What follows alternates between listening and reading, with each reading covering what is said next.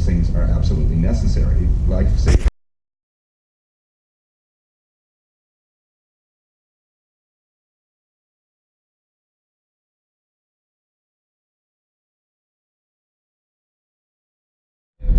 it'll actually decrease mortality and make a big difference in your patient's life. Just another plug for the importance of delirium as an emerge diagnosis. Establishing that somebody has a pneumonia is an important thing to do. Establishing that they have pneumonia and delirium makes a huge difference in the way the person is managed in hospital and a huge difference in their eventual outcome. So something as simple as saying to the internist who's admitting the patient, this 82-year-old has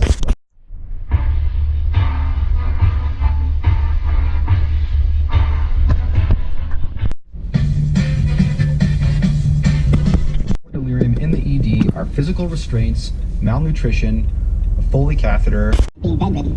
So delirium is acute brain failure. It always has a medical diagnosis underlying it and can be defined by the following 4 characteristics: acute onset and fluctuating course, inattention, plus one or both of disorganized thinking or altered level of awareness. If you add delirium to the underlying medical condition that these patients are diagnosed with in the emergency department, it portends 2 times the mortality rate. Now that we've established the risk factors for delirium, we're going to go on to the underlying causes of delirium. If you're thinking of the underlying cause of the delirium, fluctuating mental status, there's a great mnemonic, simple mnemonic. It's worth being a dime for, and that's dimes. So 5 things: drugs, infection, metabolic, environmental, stress. By far, most delirium in older patients, the first is drugs. So that's probably the start of your taking and the Sherlock Holmes of the medication record. If a old person has taken mental status, almost certainly there's something in the drug record that's going to be helpful. So do everything you can, spend as much time as it takes to get a complete and thorough medication history. That doesn't just mean looking at triage. Nurses quickly scroll the record and find medications that are on. It means talking to the family, talking to the patient, inquiring about over-the-counter additions. If they recently started taking the anticholinergic antiemetic because they need to sleep. Explore all the over-the-counter stuff. Call the pharmacist, get certain medication. And something that I was talking about is a brown bag mild. So if they brought that bag of medication or EMS, everything's there. It takes probably 2 or 3 minutes, but go through the whole bag and find what's there. Often at the bottom, you're going to find constipation. So that's drugs. Infection is the next most likely cause of delirium or a person. Again, the same whatever. Plus, US pneumonia, something in the respiratory tract. Urinary, something in the urinary tract. And the one we usually don't think about is the most common: skin inflammation. So old people have fragile skin. They have easily develop ulcers. They don't have good sensation. Peripheries, they often don't notice that they've got a painful red zone and die. So take a good look, front and back, top and bottom. Patients seem to be some red center. Third thing on the dime is mnemonic is metabolic. So then you're kind of getting into further reaches. So a good metabolic panel, looking for the hyperlipidemia for whatever reason, looking for the hypercalcemia from the meds with undiagnosed cancer. Environmental is sort of simple: too hot, too cold. Looking at can certainly throw an older person off. And then structural causes. It is a brain disorder, so the chances of there being something wrong, structurally wrong in the brain are high.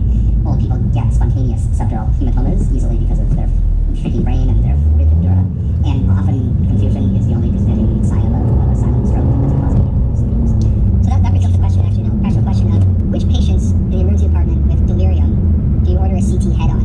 So let's say you've got this patient who you've done your panel of metabolic stuff, you've looked for pneumonia, you've looked for a UTI, you've gone through their drugs, you can't find any cause of their delirium, and you decide, well, let's just order the whole confusogram and get a CT head. Most of us probably over-order CTs. Which patients do you order CT heads on who come in delirious so you can't find a cause? So a resident I was working with recently said, patient has a brain problem, I have a CAT scan. So, and everybody gets a CAT scan. I don't think that's necessarily true, but certainly we probably need to have a fairly low threshold for scanning somebody. One of the main issues about delirium is that it's often, particularly in the complex older patient, multifactorial. So they may have a pneumonia. That doesn't mean that they don't have a subdural at the same time. So certainly, given that Dimes mnemonic where structural is the last of the 5 points, probably working through the first 4 scrupulously. If you're still coming out empty-handed at that point, that person certainly needs a CAT scan. And then the final point there is the CAT scan also doesn't give you an answer.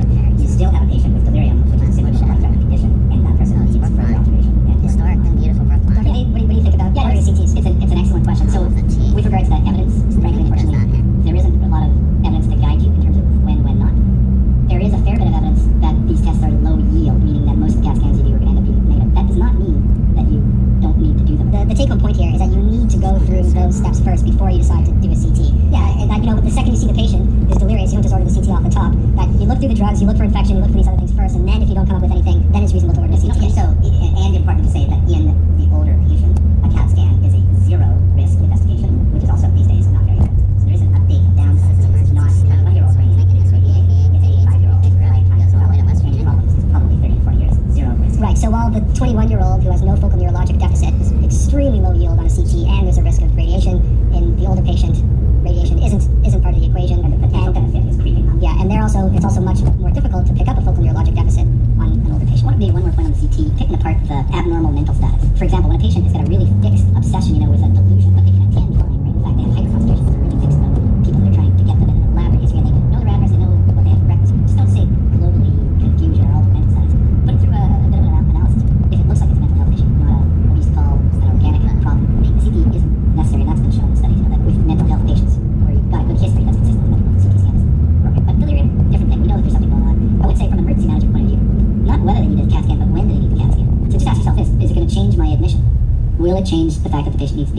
So the answer is no, when they don't have focal deficits, when their GCS isn't rapidly declining, well, then maybe the admitting service can put that, it can be done in the morning. Okay, I want to move on now to, you're at the bedside, back to the case, and you've got this patient who's very agitated. So we've got an older patient who's very agitated. I want to talk about some pearls of what to do right there and then.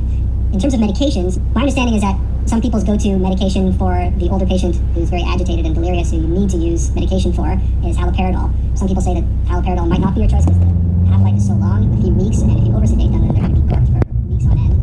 Then there's the newer atypical antipsychotics that some people claim are better than Haldol. Some people say that they're not as good. Then there's benzodiazepines, which are generally safe in young people and are real bad. And yeah, and in old people, some people don't recommend them. This is all very confusing to me. Can we talk a little bit about, you've got your agitated older patient in front of you, you feel like you need to go to medications, that verbal de-escalation isn't working, you've tried to help their environment, you've tried to get their family involved, you need to go to medications. What's your go-to medication? Are there different patients who require different kinds of medications? How do you dose them? What's your recommendation? First of all, let's talk about deciding to do medication. So medication is for the agitation that accompanies about 30% of during older patients. And so it needs to be agitation that is preventing care or putting the patient or somebody else at risk. So if those conditions are met, then it should be some kind of medical intervention. I think for most of your listeners, haloperidol is going to be the go-to drug. It's an old, safe drug. It's in every emergency department, and as long as it's psychotics. The problem that you is because we're familiar with giving it to the 32-year-old psychotic bodybuilder who's just taken too much ecstasy, and we are giving it 10 or 20 milligrams IM or IV, we think of that as the standard dose. So likely, the starting dose for a person over the age of 70 would be something like 0.5 milligrams IV or oral. You can easily put more in, you can't take it out. So when starting low and then redosing as necessary, I think many people have the same experience that I do. It was a very agitated person with 1 milligram of haloperidol orally in 30 minutes. There's other medications that are certainly worth exploring if you happen to have risperidone in your emergency department. All the same guidelines would apply to that. Use it if you need it. Start with low dose, give more. Most emergency departments don't have risperidone lying around, so haloperidol is one example. The starting dose of risperidone in the older person would be 0.25 to 0.5 milligrams. This on the benzodiazepine front, while certainly high dose is best benefit for status atypicus for the agitated younger patient. Generally, giving lorazepam or diazepam to an old agitated person will just give you a drowsy, disinhibited, agitated person, not a clinician. Okay, so your guys' go-to medication, generally speaking, vitamin H, the minor drug. Vitamin H, start low, and go slow. Okay, got it. And just to remind our listeners that for Haldol, there are extrapyramidal side effects that you need to look out for. That would certainly be, if somebody has Parkinson's disease or a reason to have significant extrapyramidal symptoms like a lifetime of antipsychotic use, that's the one situation where you probably are going to be quite hesitant to use it. And if there is a record of prolonged QT and consequences of that. If you've got a super agitated person and with a slightly prolonged QT, my risk-benefit assessment would likely still be to go with the haloperidol. One other thing that I get asked a lot, particularly by residents and by others, is who's safe to discharge home? And is it ever safe to discharge somebody home with delirium? The answer is potentially yes, though in very special circumstances. So I think with a clear and treatable cause for the delirium and a safe environment where everybody is aware of the conditions of discharge. So a 92-year-old with a large left lower lobe pneumonia and now confused, not going back to a long-term care home and able to tolerate oral antibiotics, probably safe to discharge home. Somebody with a urinary tract infection who has got confused in the past with urinary tract infections and has a husband or a wife who says, oh, this is the way Joe or Joan always is, and she'll settle down in a day or two, and I feel comfortable looking after her, safe to discharge home. Those conditions aren't often met, and I think for the most part it is safe to say that if somebody has an acute confusional state, acute brain failure, even if you don't come up with a cause in the emergency department, even after an exhaustive search, that person probably, the only safe place to provide care for that person is in a hospital. I think we've all had the experience of this kind of mystery delirium that gets admitted to the hospital, and then 2, 3, 4 days later, something else happens, and a treatable cause becomes clear. So delirium NYD is not a discharge diagnosis. While internists do not like being referred, gee, I've got this old person and I don't know what's wrong with them, they actually love the diagnosis delirium NYD, because that really gives them something to chew on. So on your next shift, establishing that somebody has a delirium, that's what they're going to do. Doing a basic workup or even an extended workup, and then if you're still not coming up with an answer, telling your internist you've got an older person with delirium that you don't know the cause of, that's when you know they have delirium. So actually sending home patients with delirium then was a good study by Kim. They actually had a database of patients that had a diagnosis of delirium in the emergency department, and they went and found out what happened to these patients had. And they were also able to tell whether delirium was recognized by the clinicians at discharge or not, and that's a key point. Compared to somebody who's admitted to hospital and doesn't have a delirium, somebody who had an unrecognized delirium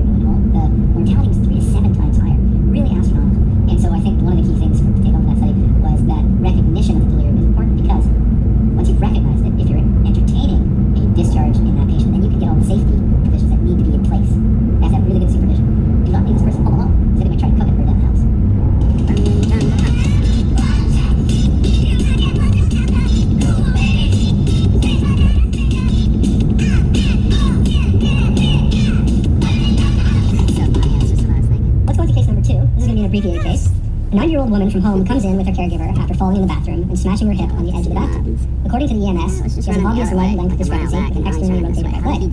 She was just seen in the emergency department the week prior after falling in her bedroom.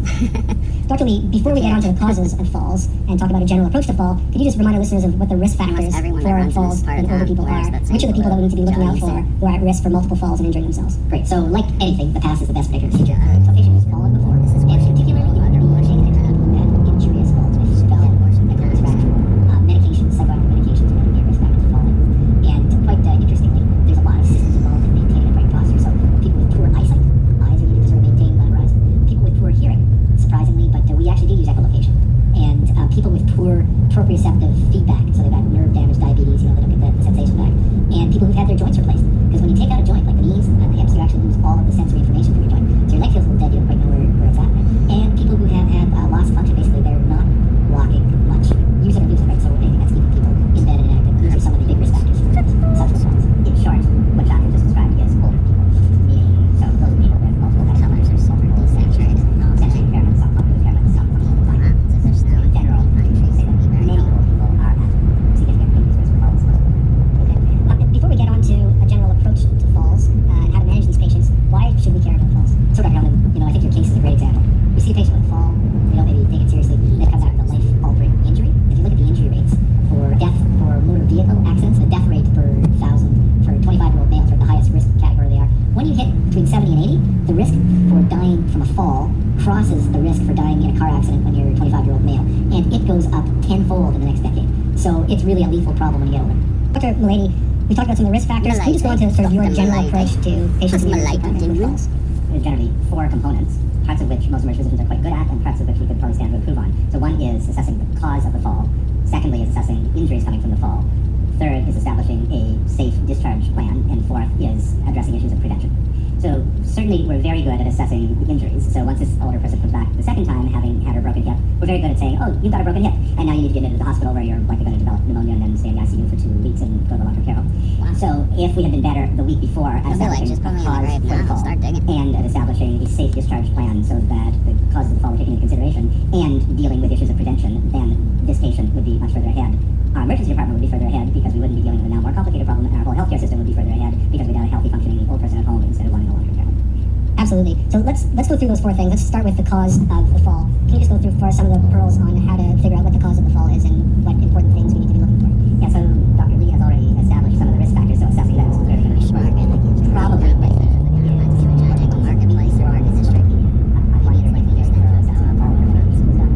and if a really thorough fall history was done, how often has she fallen? Have the previous injuries from other falls? When do the falls take place? Are there any kind of clear connections? For example, a drug that we don't often ask about is the most common drug in our society, and that's alcohol. Lots of older people do use alcohol just like the rest of us, and a significant number of falls are connected to alcohol. Other private falls happen mostly at night. It's a hospital getting out from the lines. Is it other medications happen mostly in the morning when the person flushes the bathroom? Their diuretic medication. Is it happening more in the evening after fall is one of those atypical presentations, which is often a symptom of another disease. So are they falling because the fall is a symptom of weakness caused by their acute coronary syndrome or is it an atypical antimal pattern? Are they falling because they're newly weak because they've got some kind of systemic illness like pneumonia that's making them short of breath and lightheaded when they stand up? So thinking of falls as a symptom of another disease can also lead you down that path. So that would be in the person who doesn't have a history of falls, now has new falls, which it sounds like Our Lady is now falling broken and fits into that category. One of the amazing statistics that 20% of patients under the age of 65 with cardiovascular syncope present with the chief complaint of fall. Can you just tell us a little bit about the relationship between syncope and fall and how we can try and tease out? Yeah, I think that's real important, Don's approach is like the cause of the fall. Is this a fall or is it syncope? So that's critical. And really, all you have to do is fight against the framing bias. When you see an older person put in your resuscitation room after they've had a fall, there are a lot more you have to think about syncope than if it's ambulatory care. So it's really just getting into that discipline that every time I see a patient with a fall, have I considered syncope? And one of the keys is, do they have a clear recollection of the events of the fall? The patient really can't tell you how they came to fall or the details of the fall. They seem to be changing. That's so some people don't know. Last year, Dr. Lee and I shared a podium at National Public Service with Roseanne King, who's the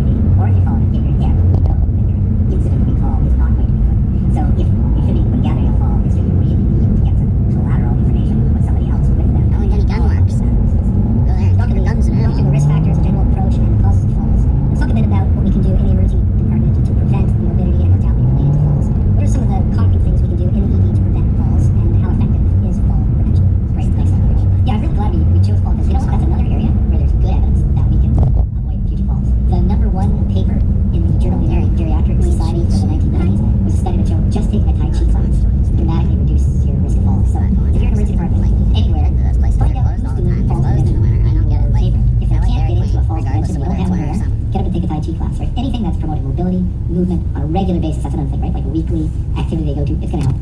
I can hear emergency physicians around the world saying to themselves, what does this have to do with me in the emergency department? I think there are a few things that everybody can do. So one is some basic assessment of mobility in the emergency department. Get the person out of bed, see what they can do. Road tests them, take them for a spin around the department, see how they're using the walker. Spin around the department, spin around on that wheelchair, have fun. Get them back to bed. A little quick clinical tool you can use called the timed up and go test. So the patient has to be sitting in a reasonable chair, like not up on a stretcher, right? A chair, preferably with arms on it, so that somebody can run. And you just ask them to stand up from the chair and take 6 steps. And if that takes them more than 15 seconds, you know you've got a problem right away. So that itself is an independent risk factor that falls as a version of the timed up and go test, which has lots of scientific validity to it. Just getting them up off the stretcher, standing, and going for a walk in the hall reveals tons of information that you're not going to get elsewhere. The person who looks good lying down may not look good after 20 steps, but the person who looks awful lying down may actually look better. I mean, they feel quite good.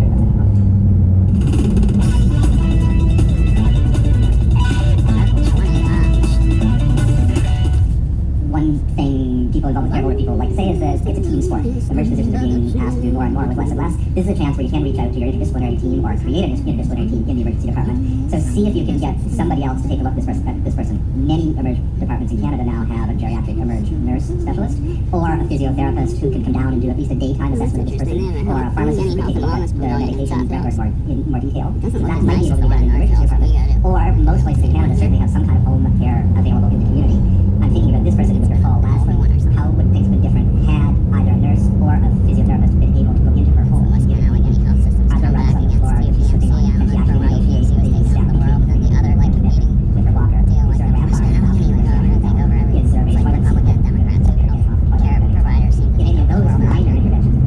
And there's probably a lot of small ones, but they keep getting sucked up by one of the two. You can say, well, this is kind of a primary care issue, and she should follow up with the family doctor. However, the emergency department is often the place where these issues come that road, may not be able to get to the family doctor.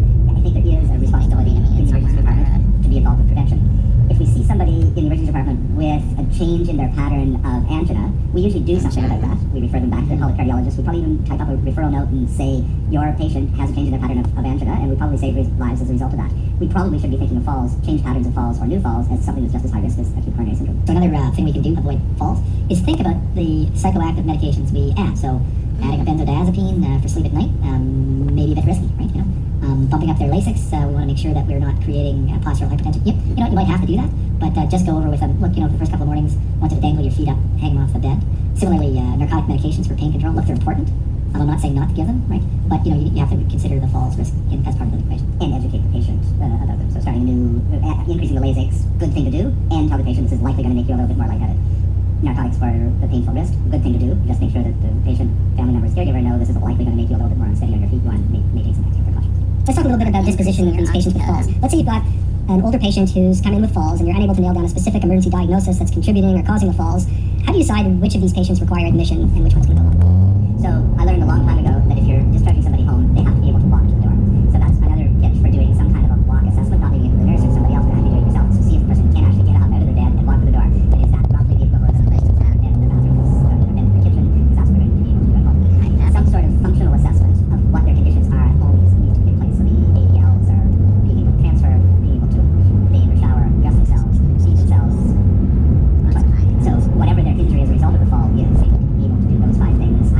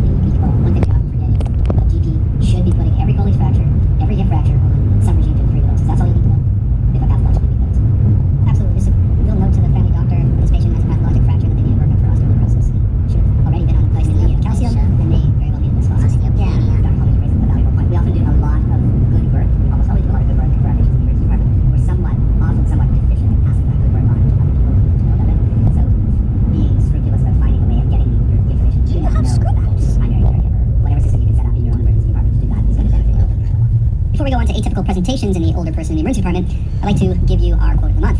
This one's by Robert H. Goddard, who was an American rocket engineer in the early 1900s.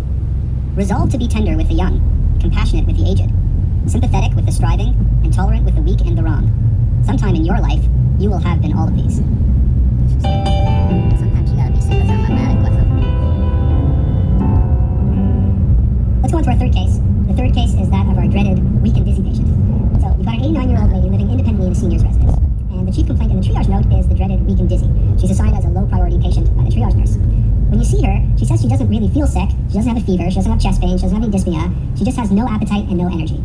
She says she feels the exact same way she felt when she was diagnosed with a UTI the last time she was in the emergency department. She has a past medical history of AFib, CHF, and she takes furosemide, hydrochlorothiazide, warfarin, aspirin, and dejected. On exam, her vitals were normal except for a heart rate of 42. She has normal mental status. The labs show an elevated BUN and creatinine as well. So if you go to the room assuming that there's likely nothing wrong with this woman, she's just an old lady who's making dizzy, almost for sure you're gonna go astray. If you go to the room thinking, oh, new complaint, weak and dizzy, weak can be a symptom of a lot of different things, you're likely going to frame the situation differently. So what could this woman have? She could have a lot of things. Starting at the top, she's on anticoagulants, she could have bleed into her head as a result of that. Or even without that, she could have bleed into her head. Is she going to present typically the way a 50-year-old would with them bleed into her head? No, she isn't. Her brain's small, she's got lots of extra space, slow accumulation of blood. She may have substantial subdural hematoma, and her only symptom might be feeling weak. Could she have ACS, which is got cardiac disease? So is she going to say, Doc, I got this heavy pressure on my chest, makes me sweaty, and maybe it's my arm? No, she won't, because that's actually a very unusual presentation of venture in older patients. The most common symptom of acute coronary syndrome in women over 80 is probably dyspnea and weakness. Could she have something in her belly that is making her feel weak, like abdominal sepsis, cholecystitis? She may not be saying my right upper quadrant hurts and not having nausea. She just may be feeling not right and weak and dizzy. Could she have the usual urinary tract infection? Yes, she could. But Actually, lots of women have this white blood cells in their urine. When they don't have urinary tract infection, you don't want to go there. First diagnosis. Could she have something metabolically wrong? Yes, she's on a whole bunch of different medications. Two different diuretics that show things on what she's been eating and drinking the last few days. Is there an extra medication on board that's changing her liver's ability to metabolize things? So certainly metabolic derangement is a distinct possibility as well. Even in the area of psychiatric abnormalities, older people often present atypically. It is very rare for an older person's depression to present as decreased mood, but more commonly upon preoccupation with psychosomatic symptoms and often weakness and general fatigue can be a symptom of depression. Can depression be a life-threatening condition? Yes, we know it is, because one of the symptoms of depression is killing yourself. Groups of people are most likely to complete a person committing suicide level. So considering her weakness to be a symptom of psychiatric illness is consideration as well. Let's go on with the case. The nurse hands you an ECG. Shows a slow, regularized AFib, typical of dig toxicity, despite a normal dig level. Dr. Lee, can you tell us a little bit about how this is possible, that you have a normal dig level in an older patient who's dig toxic? Sure. So this is an example of the importance of considering drug interactions. This is an example of a drug-host interaction. So basically, the digoxin is so that's the Washington County. poison. Union Dutch. Normal therapeutic level. You've got a patient who's functionally experiencing living symptoms, fatigue, bradycardia, despite having a normal level. That level is too high for this particular patient in the context of having a concomitant low potassium or low magnesium. The effects of the digoxin and the potassium will magnify. And the other thing to keep in mind is that there are other things going on. So this could be an example of a drug disease interaction because at the same time as they're having digoxin use, therapeutic use, they're having restricted renal function, which puts them very Right, so that elderly patient with CHF, they're often on a lot of diuretics. That can sometimes tip over their kidney function. They often get hypokalemic and hypermagnesiemic if they have too much diuretic on board. And so this can make them dig toxic. The therapeutic range in the elderly for a lot of these are all drugs. all drugs and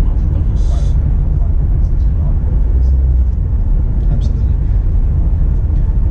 Sometimes elderly patients are convinced they know the diagnosis that's causing their symptoms that they came in with, like in this Sometimes they patient. have to be their own Declares doctor. that she feels the same way she did when she had a UTI last time she was diagnosed. Dr. Mulady, can you explain to our listeners what anchoring is and how it relates to elderly patients in the emergency department? So anchoring is establishing a diagnosis early on, and once we've established a diagnosis in our mind, we know it's very difficult to drift away from that diagnosis. Everything that we subsequently learn brings us back to the same diagnosis. This particularly high-risk cognitive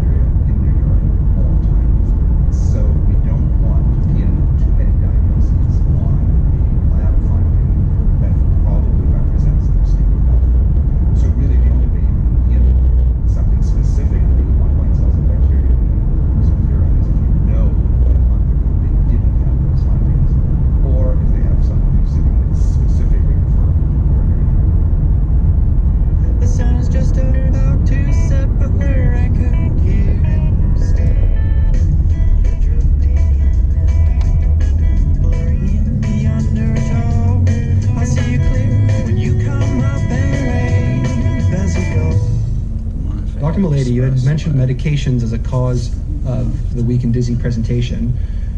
About 15% of hospital admissions in older patients are related to adverse drug effects. Can you just go through for us what the key medications that every emergency doctor should know about in terms of how they affect older patients in the emergency department? Which are the medications that we really need to take a close look at and decide whether the patients really need them, and how to manage these medications in these patients? When dealing with medications, right from first year of medical school, we're always talking about the risk-benefit ratio. We know that giving drugs to people is a risky business, and we know that in general it's a beneficial business as well. What you're wanting, of course, is low risk, high benefit, but that isn't always going to be possible in older patients.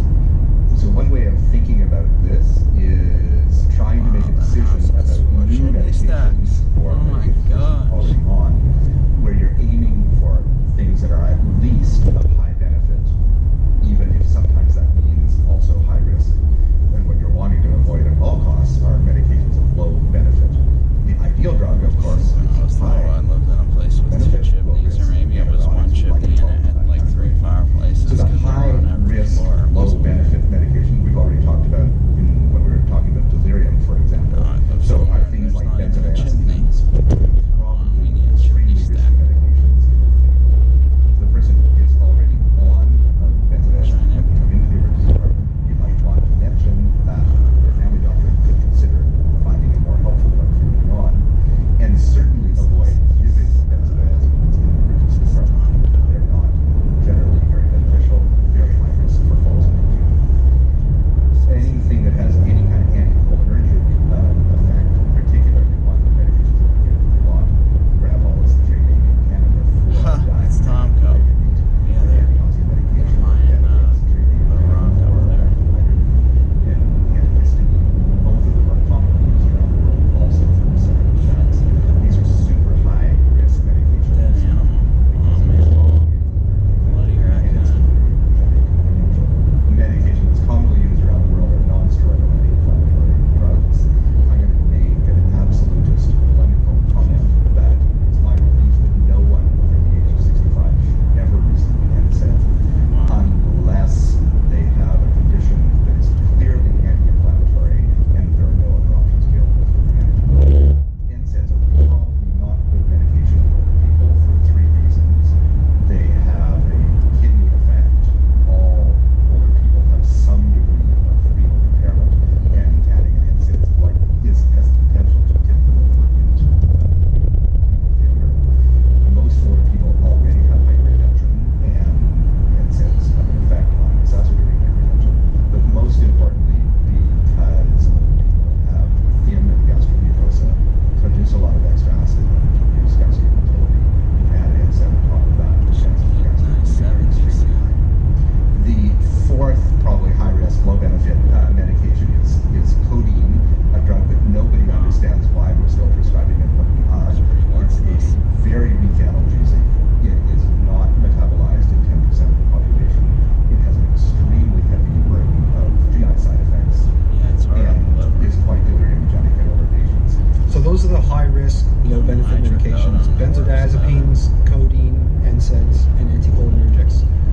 Let's go on to the high-risk, high-benefit These are the even medications. harder ones to manage because these are the ones that actually confer a great deal of benefit. The main ones that I would think of in this category would be anticoagulants, hypoglycemics, and opioids, all of which are kind of the greatest gift that modern medicine has for keeping older people alive and healthy. But do really need to be handled very gingerly because of their high-risk potential. So anticoagulants, principally Coumadin, is a medication that's almost completely metabolized by the liver. There's a decrease in hepatic function as we age. Older people tend to be on a lot of other medications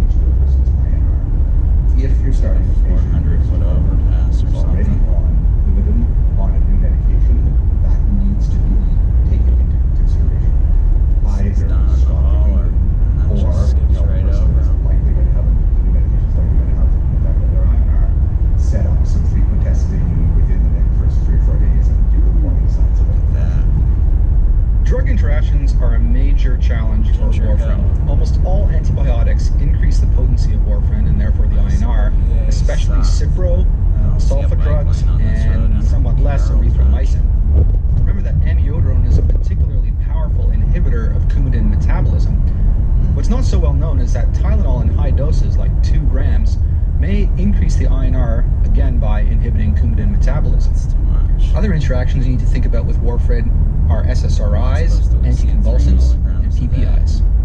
Dr. Milady is now going to continue with the high-risk, high-benefit medications and talk about hypoglycemics. Oral hypoglycemics and insulin It's a need to be considered in the differential of falls and weakness. So it's very difficult. That's not Milady. to manage insulin. Who do you It get? requires fine titration. That's a requires man. Good eyesight and fine motor control. So potential for overdosing or getting doses is very high. Sulfonylureas are well known to cause precipitous drops in blood sugar. Make sure you're keeping that in mind when you're assessing somebody for falls on the blood guide. A medication that certainly has high benefit is anything in the opioid class.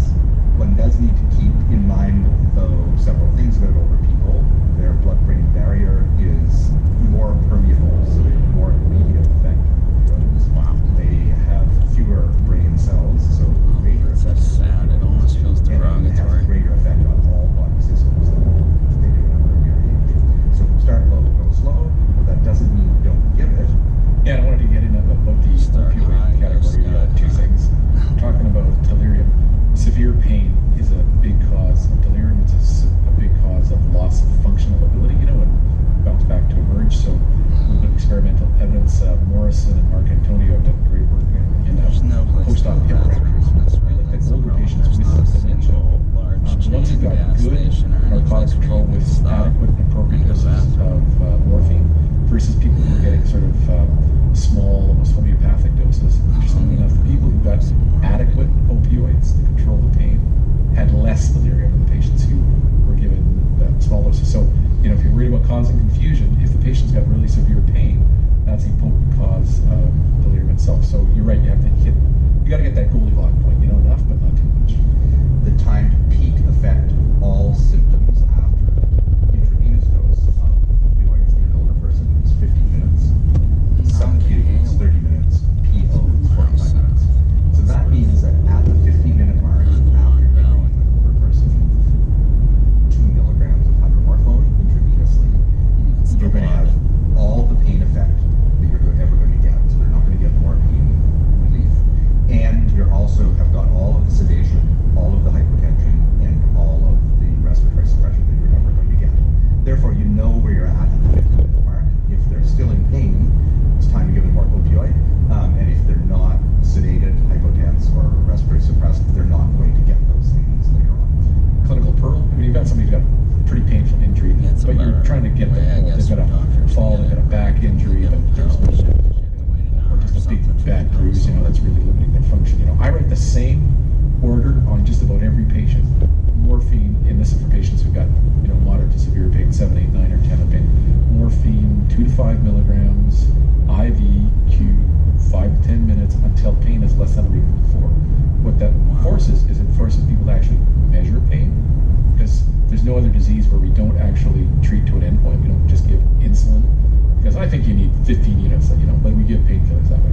And it gets the pain control quick, because we want patients under quick pain control, so we can decide, okay, that dose of morphine that I gave you, like you needed 6 milligrams of morphine, that's where your pain control is, and then you can use that to titrate with your go-forward medication. Okay, so the high-risk, high-benefit medications are anticoagulants, hypoglycemics, and opioids. We often use medications that need to be adjusted for renal insufficiency, like phenytoin or low molecular heparin, for example. Why is it important for us to calculate creatinine clearance rather than just depend on the creatinine level in an older patient? It is, I think, helpful for people to keep in mind what the parameters for measuring creatinine clearance are. That is age. So as you get older, your creatinine clearance goes down. Weight, as your weight goes down, your creatinine clearance goes down. And gender, so women have a lower creatinine clearance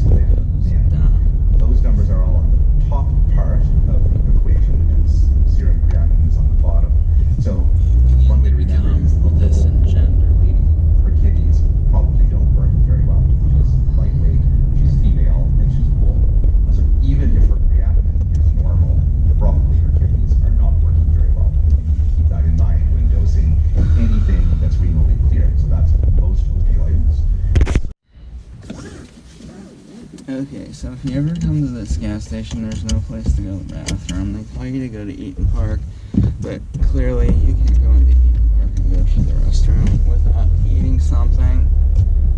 So I find it hard to believe that the employees here go to Eaton Park every time they have to go to the bathroom.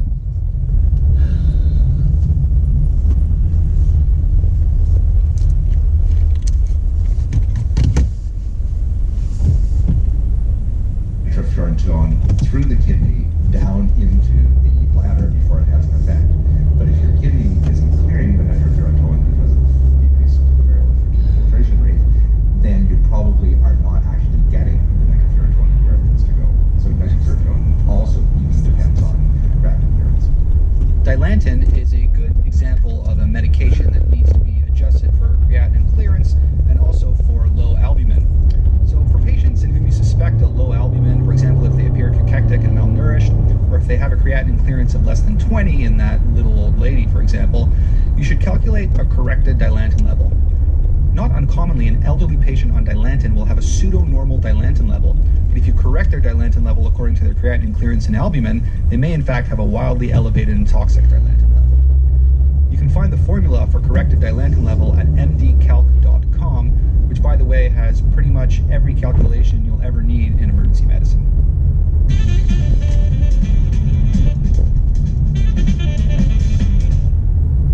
So we've been talking about atypical presentations. Let's talk a little bit more specifically about ACS in the elderly. You had mentioned that patients who are elderly are more likely to present with shortness of breath and or weakness than they are with chest pain with their ACS. Dr. Lee, why is it especially important for us to identify ACS patients in older patients? If you look at the mortality rate, when we look at older patients, they have a much higher mortality rate from ACS than younger patients. So the benefits are actually higher.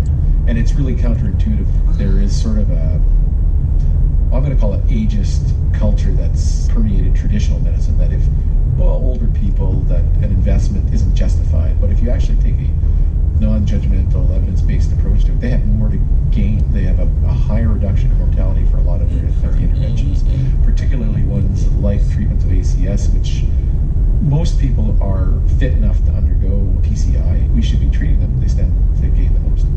But if they've got coexisting severe dementia, and dementia has it's a steadily progressive and inevitably fatal disease. So you really have to treat the patient.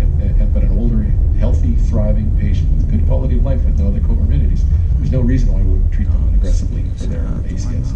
We talked a bit about atypical symptoms in older patients with ACS, that they're more likely to present with shortness of breath and weakness than they are with chest pain. They're more likely to present with belly pain. They're less likely to have radiation of their chest pain. So all the things that we normally think about to try and get a good history of our chest pain, they're more likely not to have those. Besides the atypical symptoms, why is it more difficult for us to diagnose ACS in the older patient? So there's often a significant delay in presentation. People may be put up with therefore normalizing symptoms for several days. That must be like a concert venue that's by the river, because it's just like, looks like it might be one of those. Also, I think they have something like that. person's electrocardiogram is almost never normal. They may have a left bundle branch already. They may have Natatorium, they may have that's a all kinds of swimming things pool, that are and normal unless you've got an aquarium. electrocardiogram It's just a recently, weird where diagnosis based on that is going to be very difficult. Even following cardiac biomarkers is going to be I don't remember the last time I swam in a natatorium. Any of us quite know what a given number means in a 90-year-old with some renal impairment as well. So being extra careful and conservative in assessing that person's component is probably in everybody's best interest. So atypical symptoms, delay in presentation, and non-diagnostic ECG make MI a much more difficult diagnosis to make in the elderly. And they have the most to benefit from many of our treatments for ACS. Older patients are much more likely to have a painless MI, especially if they have a history of CHF or stroke. In older patients who do present with chest pain for their MI, 20% of the time they'll describe their chest pain as burning or indigestion. Not only, as Dr. Milady described, are older patients more likely to have pre-existing ECG abnormalities, they're less likely to have ST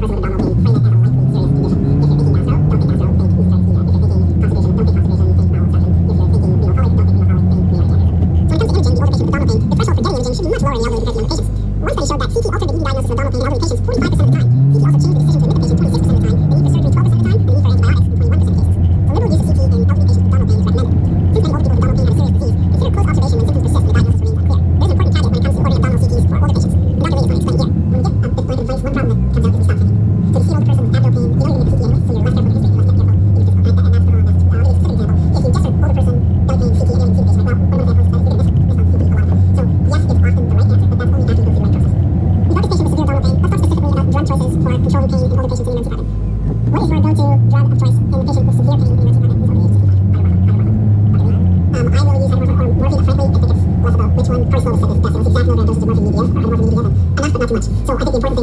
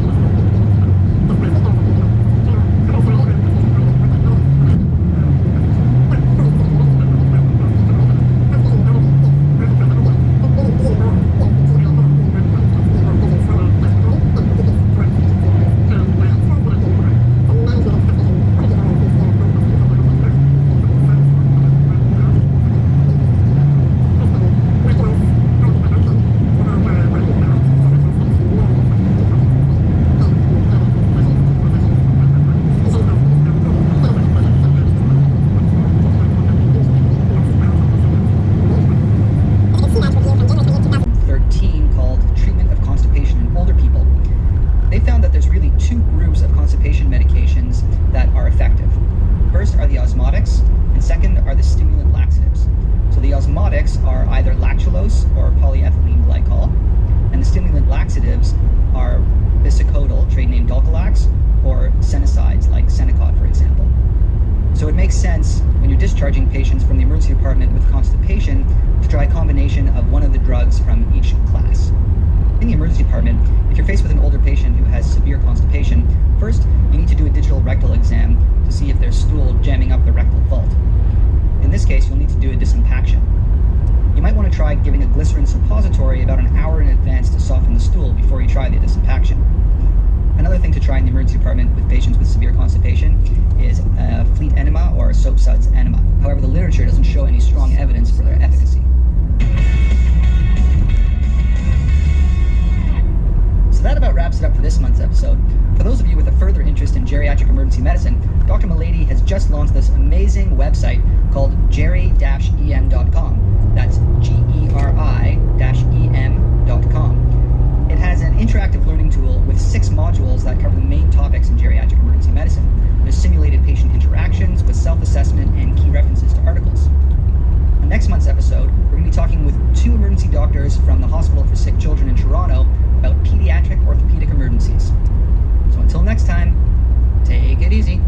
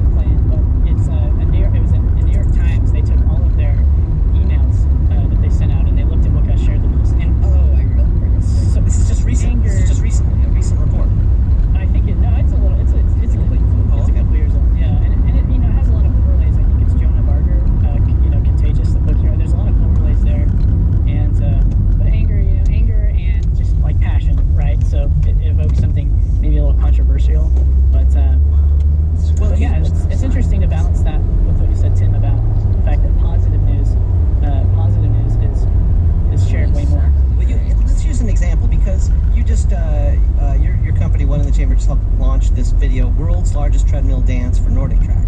So what in there makes it shareable? Why is it shareable? Yeah, so the next after anger is aspiration and inspiration. So, inspires someone. And of course, emotion, as we discussed, is incredibly important, and it makes them feel something.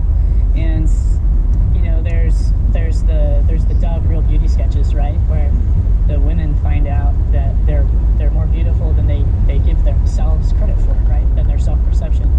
And that's inspiration, right? So with the World's Treadmill Dance, one feature we had was scale, right? We had really large scale, right? And obviously a lot of people. There's like 40, 60 treadmills. Yeah, and of course the headline itself is pretty baby, right? World's largest treadmill. People love world's largest stuff. But then it's inspirational too, because the treadmill traditionally is boring, right? But here we have people that are dancing on treadmills, so they're doing something very unexpected. The fact that there's 40 of them and there's 40 treadmills is very unexpected as well. And the fact that they're having fun and smiling, and then we added in other elements too, like there's a dog on the treadmill, there's a skateboarder on the treadmill. So there's things you just would not normally see. In completeness, there aren't very many people in the world that have resources to put 40 treadmills in one room. I think what hooked me on that video is I immediately thought of the OK Go one that was 2008, 9, I don't even know when that one went viral. But that's immediately what I thought of when I saw the title, and so I was immediately, like, the hook for me was comparing it to that video, and then seeing you guys take what they did successfully and take it a step further. I was like, okay, they added some new creative elements to this, and I like that. Yeah, and that's another thing too, Tim, is to do something that, it's kind of funny because we feel like you need to do something that's never been done before to get a lot of the unexpectedness. But when working with brands, we also try to be a little bit safe, right? And we try to take a little bit less risk so that it's brand safe. And so exactly what you said, we knew that OK Go was viral content, and it's a pretty long time ago. So we knew that if we had all these people on treadmills, we'd have a pretty good chance of getting shared. But at the same time, we didn't want to do the exact same thing. Right, and you didn't do the exact. I was kind of looking for a rip-off, and it wasn't a rip-off. Yeah, you kind of took what they did, and you took a step further. Yeah, we were pretty worried about that too. Yeah, I think you guys did good. Yeah, thanks, Tim. Now you also have other pointers, such as what makes something good for the press to share as opposed to an individual to share. Exactly. What's that key that would get a press to pick it up? I mean, certainly you have to have their email and tell them you have to know what the press's email is.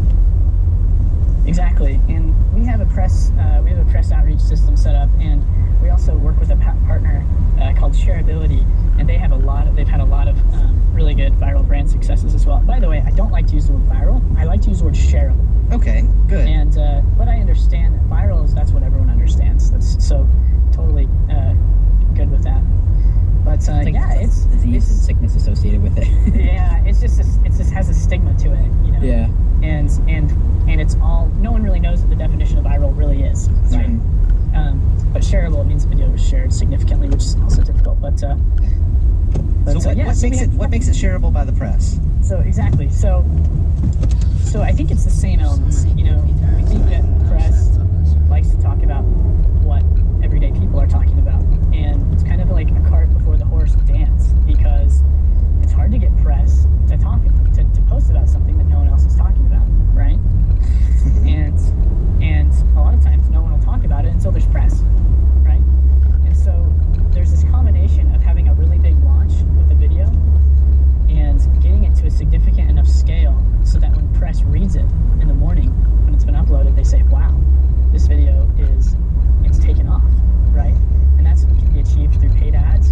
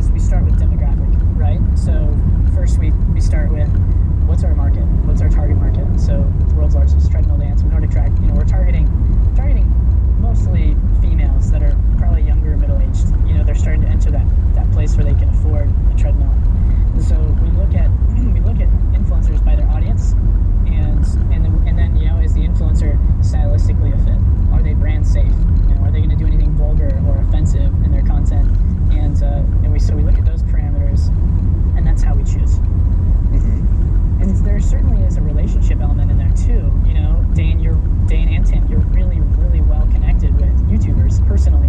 And so there are some that will go the extra mile and will do a great job. And so you look at their past success as well. How have they done with brands in the past? They're not all created equal, right? Some of them will throw some little teeny thing on the end of their video that's not significant at all, and some of them will cover it for 10, 15 seconds, or they'll do like a whole integration into their content. And so those are kind of, the hodgepodge of things that we look for. So we had a couple of videos and in our examples, one of them is the Kobe versus Messi selfie shootout. Now these guys are more, for Turkish Airlines, these guys are more mainstream media influencers. How does that differ from a YouTube influencer? So with Kobe versus Messi, we actually worked with 650 YouTubers, and we were at, my partners and I at the time were at Crispin Porter & Bogeski, an agency in Los Angeles, and we worked with a vendor called Plaid Social Labs out of Provo, Utah. A ton of stuff with Ubisoft. But at that point, we were trying to make an international media storm. And so really our only major two parameters in that was getting a good international mix, and then influencers that were brand safe and weren't going to cause a lawsuit or say something offensive. So that campaign was so big and so broad that we didn't have to look too much into demographic and stuff like that. And now, what about paid distribution? This is tip number 3. When we think of viral video, and again, we're talking about shareable videos, but viral video is the term people know. So I go to a video and I say, wow, it has a lot of views. It must be all because, I sent it to 10 people and they sent it to 10 people, and it's all organic views and has never been paid for in any way to promote. True or not true? For a viral brand video? Yeah. I would say in 99% of cases, untrue. So all successful, 99% of successful viral videos for brands, the iconic ones you think about, right? Like Volvo, right? Volvo with the semi-truck split with Van Damme. Darth Vader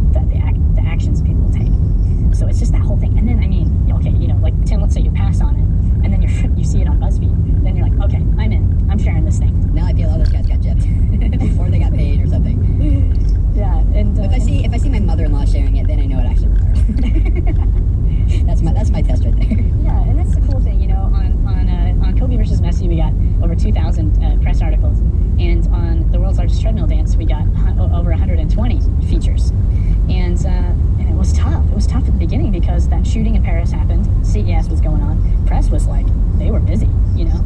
And so we were getting lots of responses saying like, yeah, I want to cover this, but I got to cover this parachuting right now. That's what everyone wants to hear about. But fortunately, like a few days later, all the editors, they came back to the video, and then they all posted about it. And I'm sure them seeing that continued success, right? Part of it was organic, part of it was paid, part of it was from influencers. They had that social credibility. And that social credibility even applies to press. Wow. Well, I am... Isn't that interesting? It's just, you have to create a movement, a grassroots movement. And, Obama did it, right? He created a grassroots movement. And you got to get things started, get the inertia moving. And if it's good content, it'll take off. But that being said, you take a normal commercial and you try to do this model, it won't work. Press won't talk about it. The influencers' fans won't care about it. And so the model appears to be a little bit, like, strange. But you still have to have good content to make it work. Well, so Travis Chambers gave us some very good tips today. So tip number 1 was create content that is shareable. We talked a little bit about that. Tip number 2, get influencer involvement. We talked about that. Tip number 3, do paid distribution and the other video SEO stuff that you would normally do. So very informative, Travis. I am better educated. I can't say that I'm 100% convinced. I understand it's a fully legitimate business model. Of course, with our business, we do things differently, but I am somewhat more knowledgeable and leaning more in your direction than I was before. So you've helped me along the path. Great. Well, that's mission accomplished for me then. Until next week, you can find our podcast on realseo.com. That's REELSEO.com or tubetalkshow.com. We'll take you directly there. And you can download for free on the iTunes Store or on your phone via the Stitcher, Podcast Republic for Android, and various other podcast apps. And please do give us a review on iTunes because it does help. Until next week, Tim Schmoyer, how can people find you? Yeah, on Twitter, it's just simply @TimSchmoyer or at youtube.com/videocreators. And Travis Chambers, how can people find you? Twitter is great, @Travis_Chambers. And I'm Dane Golden, so find me @Dane Golden everywhere and also on Octoly, OCTOLY.com. Until next week, keep talking to... Yep, puberty again.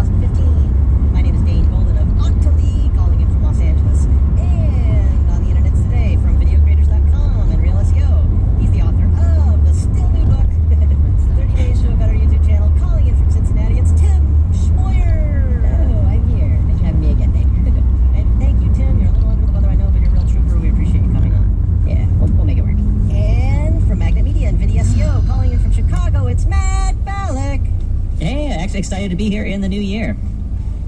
Welcome, and we are going to give you some quick YouTube tips as we always do. Our topic today is how to hack YouTube titles to get more views, starting with Tim Schmoyer. Tim, how do you hook audiences to bring them in when using titles? Yeah, I think titles are one of the most important things to think about your video. I know so many creators spend countless hours creating awesome content, and they spend like 2 minutes thinking of a title and slap it up there. And the title and the thumbnail is so important. That's like the billboard that will entice someone to click or not to watch the video in the first place. So when I think of titles, and hooking your audience, if you're doing like evergreen type of content, you want to keep keywords in there and such, of course. But generally speaking, I try to title videos that pitch the value of the video, not titles that just explain purely what the video is. So don't just tell me this is a video about how to set up two-step verification.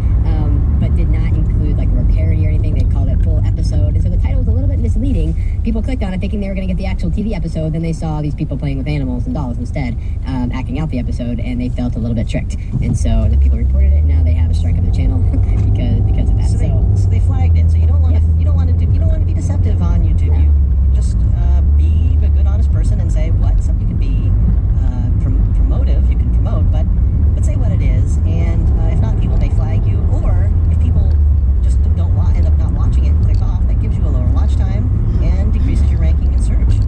And it could penalize your channel at worst. Yeah, and experiment with titles before and after. So you can post a title to a YouTube video, and then if some event changes or you think better of a different keyword or something, you can change the title as many times as you like. Experiment with how views increase with different titles, and you can even come back to titles, even a few months down the road. Number 3, take advantage of current events. So Super Bowl's coming up this particular week. Maybe, instead of saying if your video's about snacks, best snacks for the Super Bowl may get you more views than just best snacks.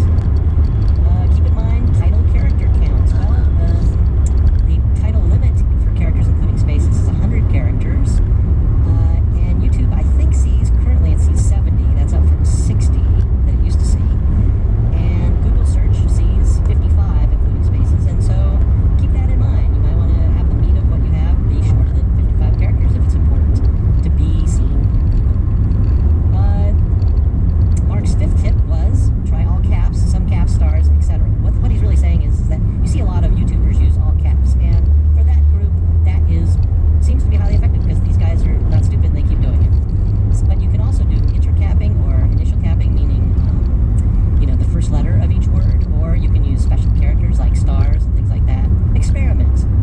Personally, I'm not that into capitals. I just don't like them, but I think they do get more views. But try to have something that's respectable, particularly if you're doing a brand. You don't want to seem like you're, a kid or something writing caps. Study magazine headlines is an interesting idea. Magazines, Cosmopolitan, and other things like that have been writing headlines for a long time. And other things you see on Facebook, those are very, very good headline teases, and you can learn from that. Prime numbers. A lot of good titles have prime numbers in it, like the 7 best tips XYZ. And that is a good way of doing that. So that's Mark Robertson's tip. And on to Matt Ballack. Matt, what would you like to talk about? Yeah, I think there's a lot of great title tips or hacks, as you might say, that have already been talked about. And I think that there's still more hacks to be had. I wanted to say that I think having some sort of a title template, if you're a brand, can really be helpful, because you'll see a lot of brands out there that title all their videos with their brand name first or the name of the show first, and then they get into what the actual video is about. So from a sort of telling a story standpoint, just make sure you have not only your most important keywords, but sort of the most important searchable part of your title first, and save your branding. That was so good. Could you say that all over again? Because you said the first 3 parts. What were those? The first 3 parts. You said the brands have a template and they do this and then this and then this. Yeah, I find that a lot of brands will start with just their brand name or just the show name, and then they'll go into. That's what they tend to do, and then they have the actual specifics of the show or the show's title after that. But should they do that? First in that order. I think puts your most important keywords up front. It makes sure that the unique part of each title is visible in case it gets kind of chopped off at the end. Otherwise, it might look like all your videos have the same title if you get to the unique title by a certain number of characters. Right. So the keywords first. Yeah, so I'd say ordering plays a really big role in just catching someone's attention, and also I think algorithmically it might help having keywords towards the front and not buried towards the back. So kind of almost a classic title tag SEO tip. And then I would say another thing, speaking of sort of telling a story, is looking to work in conjunction with your video's thumbnail to tell a story with your video's title, and experimenting with those two. So I know we talked about being able to edit your title as often as you'd like. So I would say experiment with how your title pairs with your thumbnail, since those two account for the majority of your click-through rate. An awesome example of this, which kind of goes against even some of the keyword suggestions, was from Vsauce. They're kind of a science and education channel. Had a great combo of title and thumbnail with a completely yellow thumbnail, just the color yellow, and the title of the video was "This is not yellow." So with those two combined, you have to just click through to find out what they're going to be talking about. So what about when you put text to the thumbnail? Should it also be the title, or should it complement it, or can it totally disregard it? Yeah, I'm always kind of experimenting or looking for the best answer there. I think it's nice to have them a little bit more unique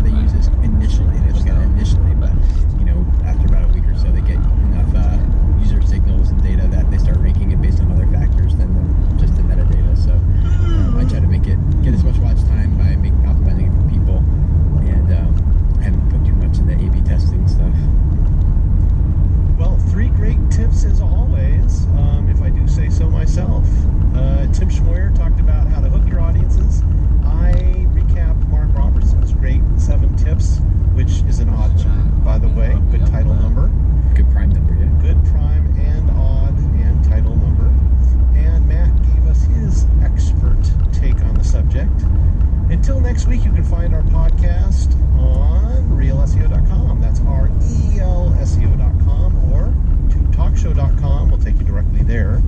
And you can download it for free on the iTunes Store or on your phone via the Stitcher, Podcast Republic for Android, and various other podcast apps. And please give us a review on iTunes because it really does help. Until next week, Tim Schmoyer, how can people find you? On Twitter, you can find me at Tim Schmoyer or at youtube.com/videocreators. And Matt Ballack, how can people find you? People can find me at youtube.com/vidseo. That's VIDSEO. And I'm Dane Golden, so find me at Dane Golden everywhere, and also Dane at Octoly.com. That's OCTOLY.com. Until next week, keep talking to...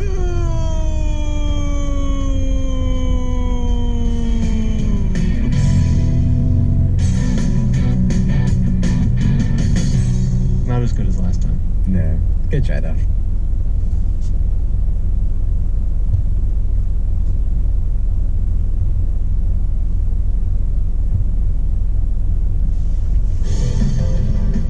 Coming up, joining the dots to understand Alzheimer's. We've known what the pathological changes are for 100 years, and in the last 5 to 10 years, there have been these wonderful studies that have identified these risk factors, but it's been difficult to connect the dots. And close your eyes, relax. You are feeling sleepy. We review the psychology of hypnosis. It's been a stage show. It's had depictions in the literature, for instance, which put it in a relatively negative light as sort of external mind control. Plus making new cells for damaged ears. Hello and welcome to Neuropod. I'm Kerry Smith.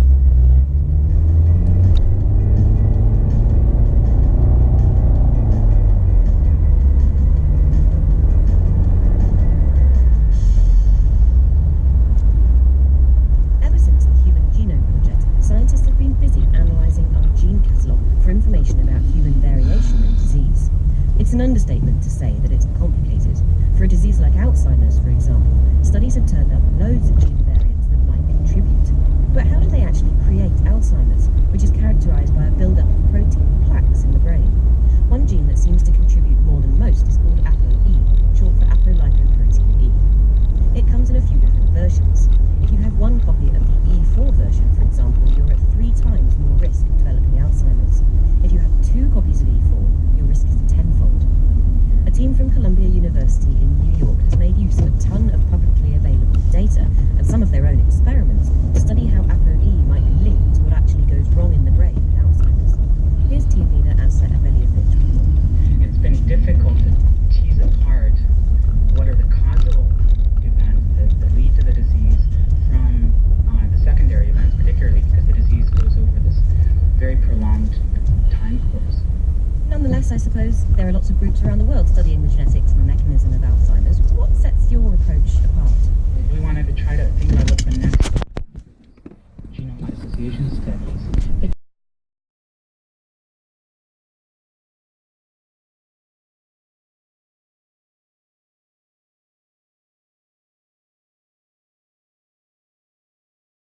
Years, and in the last 5 to 10 years, there have been these wonderful studies that have identified these risk factors, but it's been difficult to connect the dots.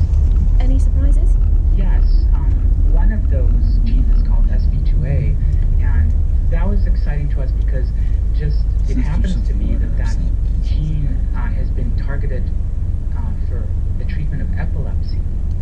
So that's an example of where we've been able to identify a candidate target that we could potentially test in animal models and eventually in the long run even potentially in patients and see whether there's therapeutic benefit to that. We're getting closer perhaps to some kind of personalised therapy based on the genomics of the person involved. Yeah, absolutely, because each individual has several of these risk variants, and if we can try to start to understand how those work, then we can actually treat the specific set of variants. But more generally, the therapeutic strategies that are now out there are mostly based on rare familial inherited forms of disease. So we think that if we instead pursue these pathways, these mechanisms that have to do with the common non-familial disease, perhaps we'll do better, because so far there are no therapeutics. Asa Evelievich at Columbia University.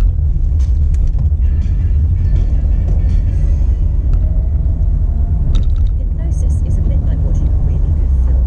You get totally absorbed and lose track of time, and no one can take your attention away. You may not be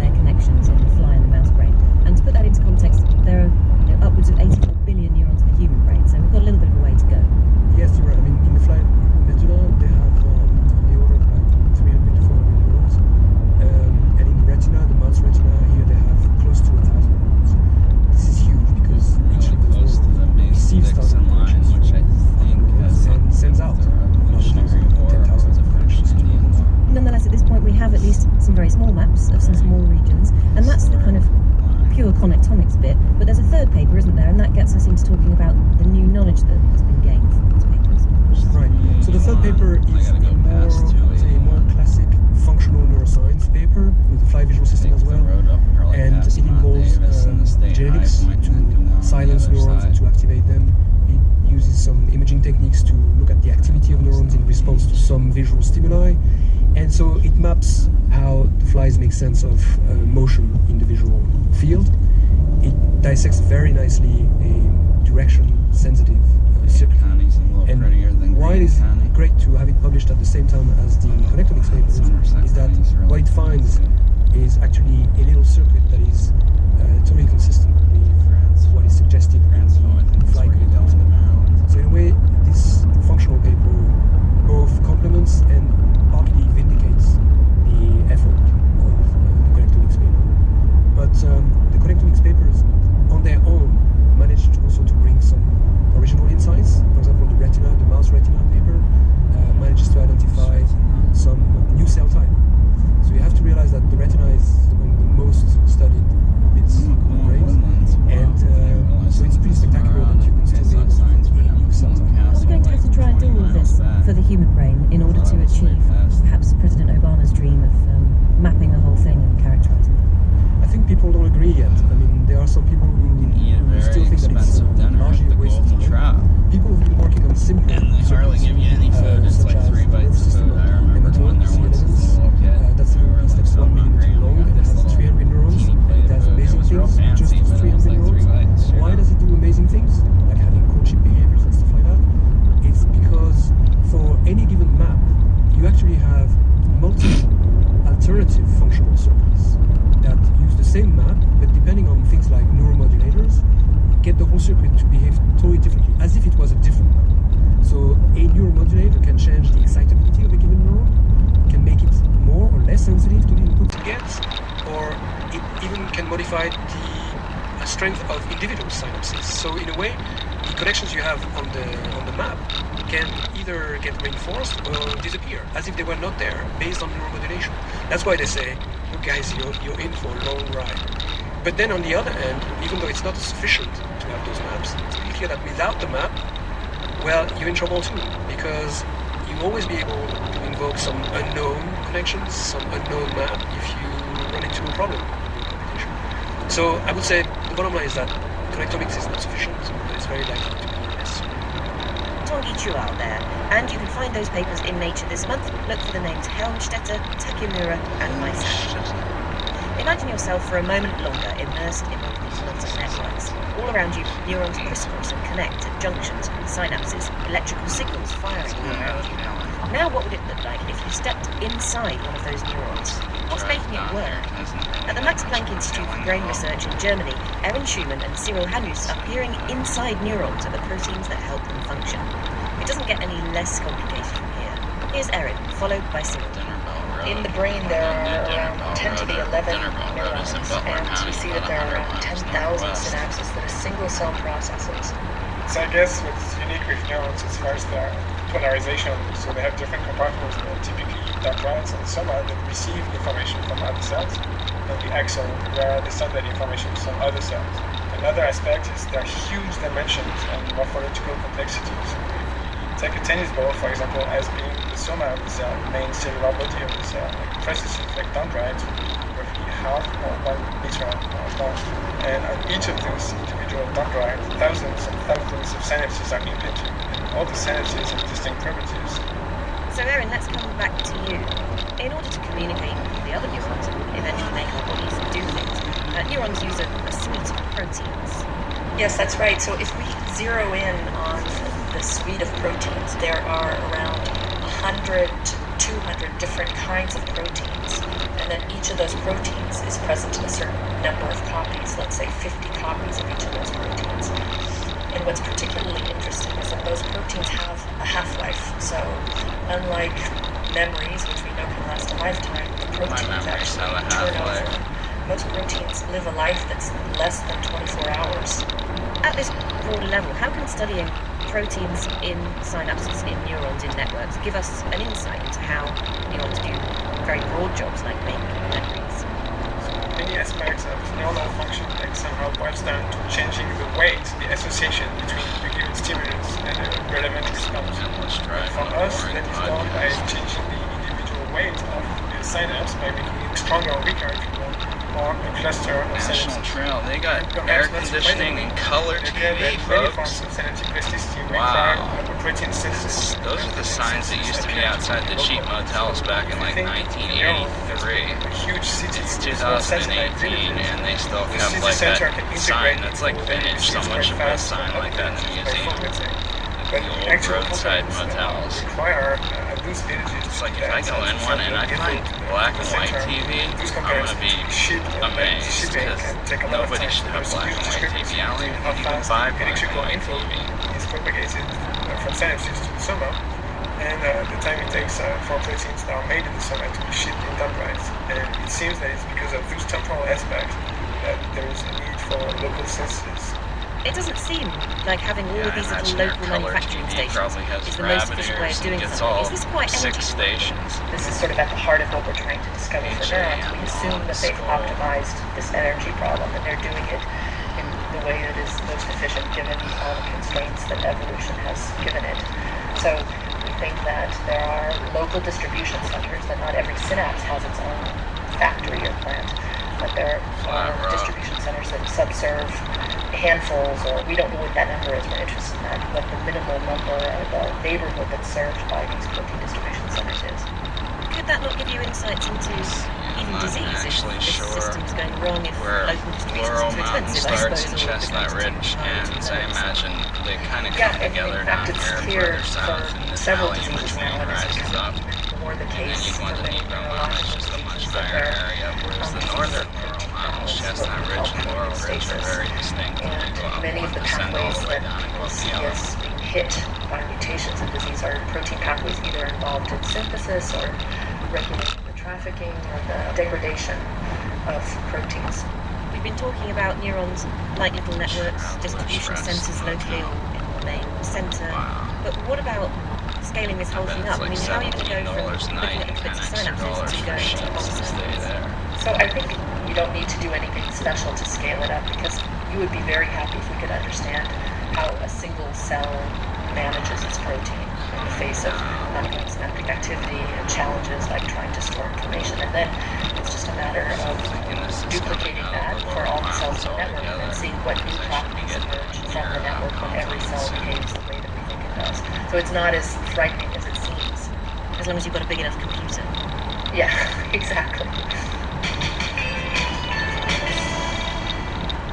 Coming up soon, how the neurochemical dopamine helps motivate us towards long-term goals. But before that, we all know that practice makes perfect. How is the brain helping us to improve? Nature Neuroscience published a surprising result this month. It's from Peter Strick's lab at Pittsburgh University in Pennsylvania. University? There is no such place as the University of Where they Pittsburgh. gradually learn to recognize patterns and test them on the screen. The movements were the same each time, and the brain cells that program those movements I don't want to go to the University of Pittsburgh. I want to go to Pittsburgh University. Energy to do the What? same task. How did they achieve more with less? Probably was I that spoke to 100 Strick years and ago or his something. colleague I'm sure it has a different name. Peter first. There's been any number of studies that have looked at the thickness of cortex in the hand representation, and there's considerable evidence that the cortex is thicker in that area in individuals who are expert pianists or expert typists. So there's been structural evidence both in humans and in rodents that practice changes the brain. And this study here was in monkeys, of course. Moving over to Italy now. Tell me a bit about what you actually did to analyse the role of the primary motor cortex M1 in this. I mean, what tasks did you have your monkeys practice and for how long? So the monkeys face a touch-sensitive monitor, and we reward them to reach out to colored targets, and then that triggers another target to be lit, and the monkey just follows the targets like that. So these are the visually guided reaching movements. In another version of the task, without giving any indications of the change to the animal, we start showing targets in a specific and repeating sequence. So initially the monkey just follows the visual cues that we give him, but we also allow the animal to make contact with targets before it's shown if the monkey knows what the next target will be. And these are the internally generated or memorized sequences of movement. So you've got these monkeys, they're either visually reaching for the symbols on a screen, or they're memorizing a pattern that they have to learn themselves, that you put there, and then you rely on them learning it, and then they memorize it and do that. And you were monitoring activity in their motor cortices at the time that they were doing this, is that right? Well, after, I think it's 2 years training, in certain animals we started recording the activity in the primary motor cortex, and we recorded over 700 or so neurons during both the visually guided version and the internally generated task. So we built up a large database of the neuron activity during the task in these animals. In parallel, in other monkeys that have been trained on these tasks, I've conducted a series of metabolic imaging experiments using 2-deoxyglucose.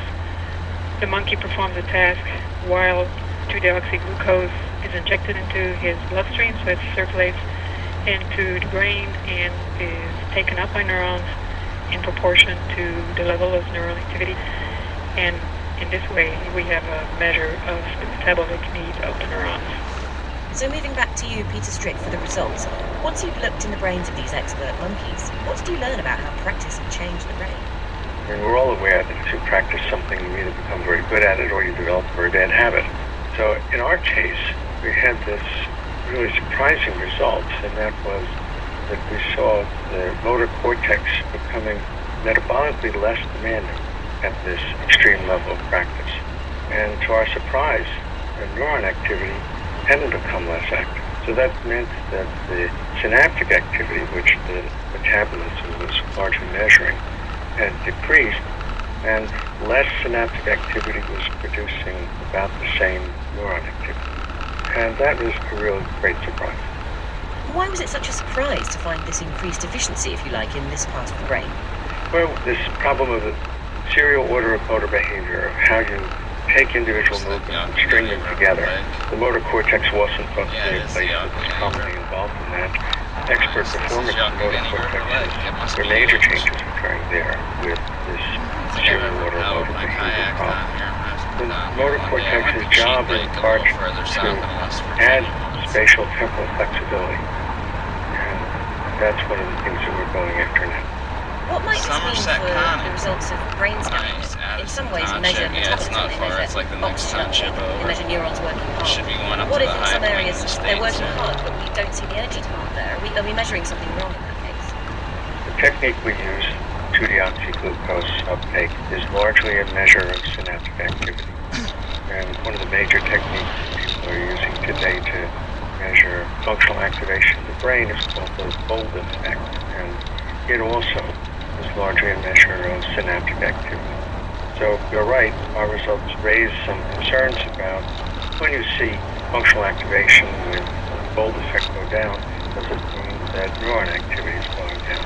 Our results would lead one to question. That was Peter Strick, and before him Natalie Cooper, both at Pittsburgh. Right at the end of the show, fittingly, since you've waited this long, some new findings on long-term reward. Keeping your eyes on the prize, even if the prize is miles away. When you plan to get the grades to go to university, for example, or forego that piece of cake and go to your diet, you're having to keep in mind the long-term payoff. Neuroscientists know lots about how the brain processes shorter-term rewards, but the same chemical seems to be tracking long-term goals too. That's right, it's dopamine. To hear more, I called Anne Graybiel at MIT. Her team's efforts with this problem were published in Nature this month. Here's Anne.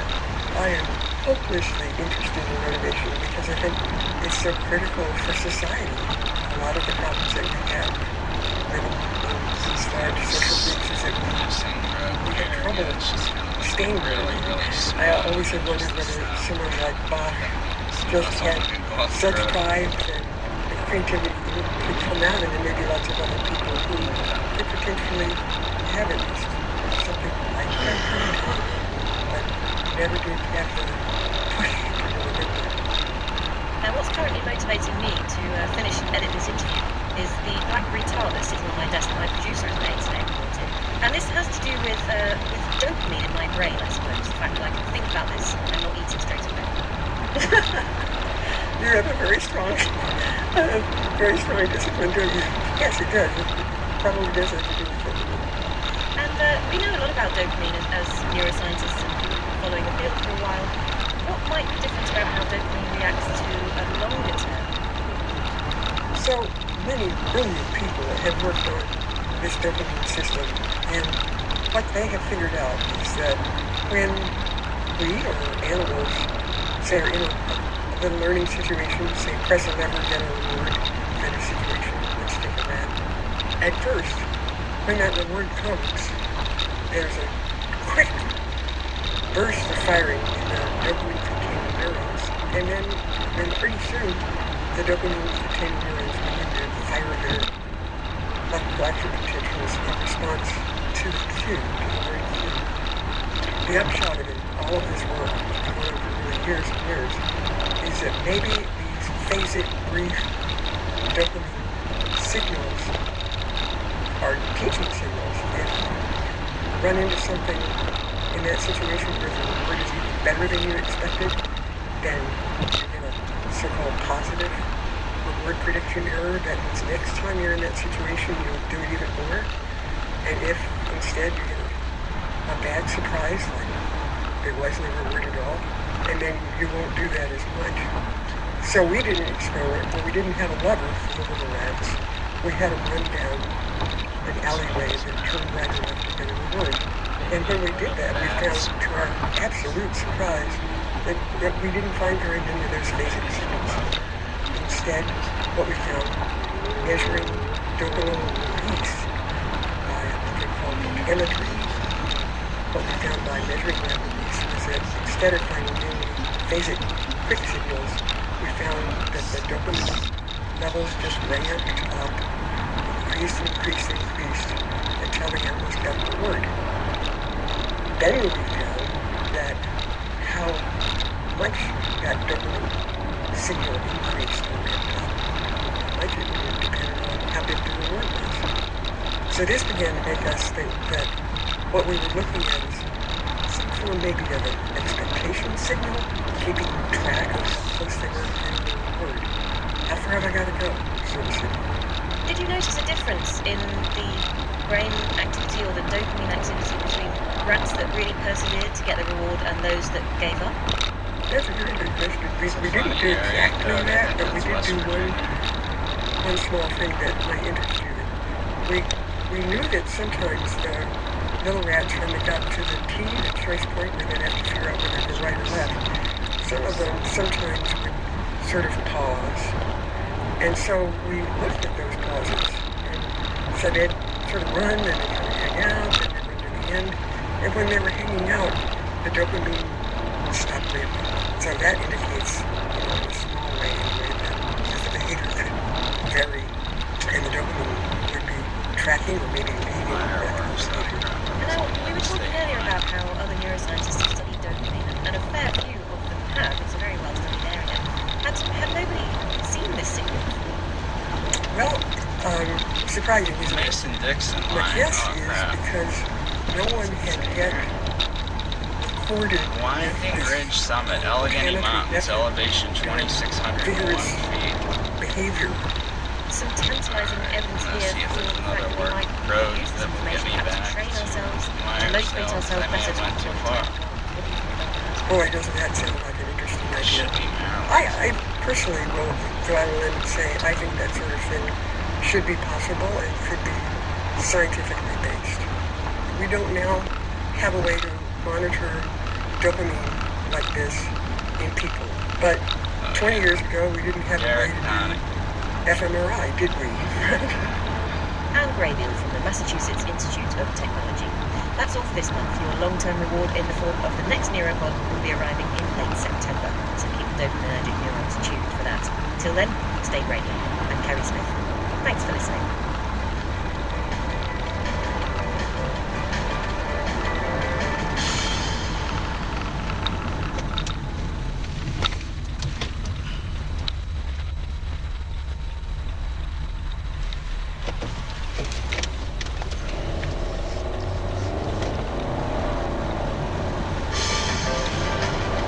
Coming up this month, the causes of financial bubbles. Even if trader know very well about this, the value of an asset, something else you without the people,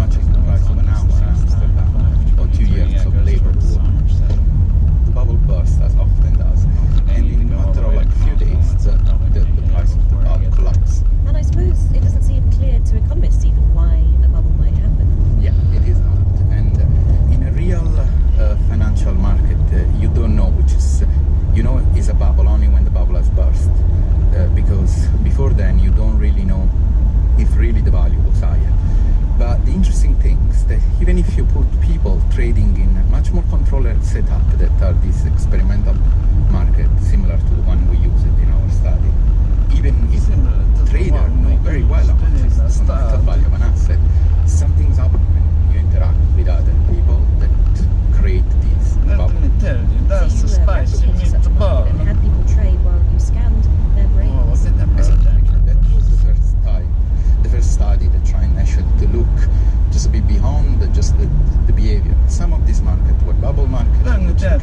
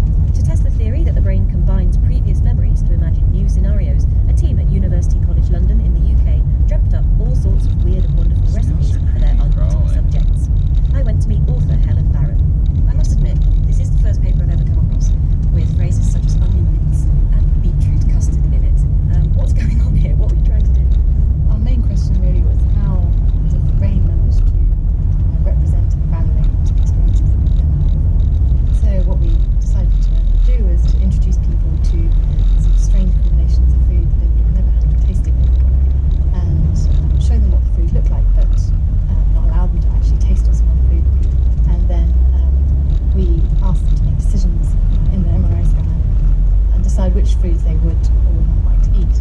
And they were able to do that, which suggests that the brain is indeed able to evaluate and represent these foods. We hypothesized that what might happen is people might combine memories for past events or foods that they tasted that relate to beetroot custard, say, and that allows them to construct representations of beetroot custard in memory that subsequently allows for evaluation of that food. And just before we get on to talking about how you went about doing this study and the implications of it, what was the most popular and least popular food combinations that you observed? So I think tea jelly and coffee yogurt both came up pretty high. Tea jelly? Beetroot custard, let's say. Pesto Nutella, I think, was the Pesto Nutella. But still people could, you found, you'd conceptualise this and imagine what it would be like and then decide if they, if they liked it or they hated it. Yeah. And the way in which the brain does this, tell me a little bit more about what you found out about the mechanism, because in a way it seems pretty intuitive that if you're having a new experience you compare it to other things that might be a little bit similar. I think it is definitely an intuitive idea, and the way that we tested it was that we used repetition suppression in the scanner. So that's a phenomenon that when a neuron is presented with a feature that it's sensitive to, repeatedly it will show suppression of activity. So in the scanner people were asked to imagine sequentially the different food items, and what we did was we looked at the activity when people imagined beetroot custard, say, and looked at when they imagined beetroot custard immediately after imagining beetroot or custard, and compared that to when they imagined beetroot custard when it was preceded by, say, avocado or some unrelated item. And if there was a suppression in the response of beetroot custard when preceded by the related items, that would suggest that people are using those related memories to construct the novel compound. This first study you've been telling me about, you had people imagine beetroot custard or tea jelly, but they didn't taste these things. Then what did you do to a second group of people? So the second group of people, they tasted each of the 13 novel foods immediately before going in the scanner. And what we found in that group was that they didn't show the repetition suppression effect. And from that we infer that they were no longer using their memories for beetroot custard to construct the representation of beetroot custard, and instead had acquired an independent representation of the novel food, which was quite amazing really from just a single experience of tasting it. And is that because they tasted it, so it's a different area of the brain processing that to them just imagining it kind of cerebrally? Yeah, I would say that perhaps you have two ways of representing things. First being an experiential way where you rely on your direct experience, memories generated from direct experience to construct and evaluate items, and a second way where you are sort of simulating that experience using other memories. And interestingly, in the first group of subjects that were just simulating the experience of tasting the novel foods, over time their repetition suppression effect decreased, which also suggests that simulation may actually be equivalent to an experience itself. So with repeated simulation, you're able to sort of lay down a memory of the novel good that is independent of the And have you been in touch with this group? I sent him an email. Haven't heard back yet. To enlighten him as to which flavour combinations were most popular? Well, actually, I used his cookery book for inspiration, so it was a sort of thank you. That was UCL's Helen Barron. It sounds like the least fun experiment ever. Step 1, enroll in a neurology study. Step 2, turn up to the lab. Step 3, willingly try to induce a terrible head-splitting pain with a migraine. Step 4, allow scientists to monitor your brain activity while it flips through a sequence of visual auras, often early warning signs of migraine, followed by the headache itself. In this way, scientists are trying to study the brain changes that accompany aura and migraine, with the hope of pinpointing a cause and possible treatments. But it's not as easy as it sounds to induce the symptoms. That's what Nature Medicine's senior news editor, Ailey Dolgin, found out when he looked into this in a feature. Ailey joins me on the line from Boston. Now, first of all, what do scientists want to know about migraine and aura from this kind of study? For one thing, what the heck aura is in the first place. About 20 to 30% of people who get migraines have these perceptual disturbances, usually visual, but you can have all sorts of other sensory disturbances as well. So most researchers believe that it's caused by a phenomenon called cortical spreading depression, and this has been observed in animal studies when they implant electrodes on their brains and they see this slow wave of depolarization that travels across the brain. The speed at which that wave propagates, a few millimeters per second,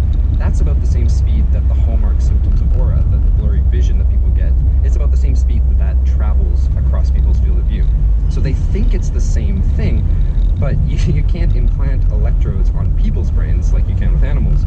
So really what's needed is a kind of trigger, something that you can reliably do to these people and then get the aura so that you can study it. And that's what Anders Hugard, a neurologist at the Danish Headache Center near Copenhagen, that's what he's looking for. And once he finds that, then he says, then the real science can start.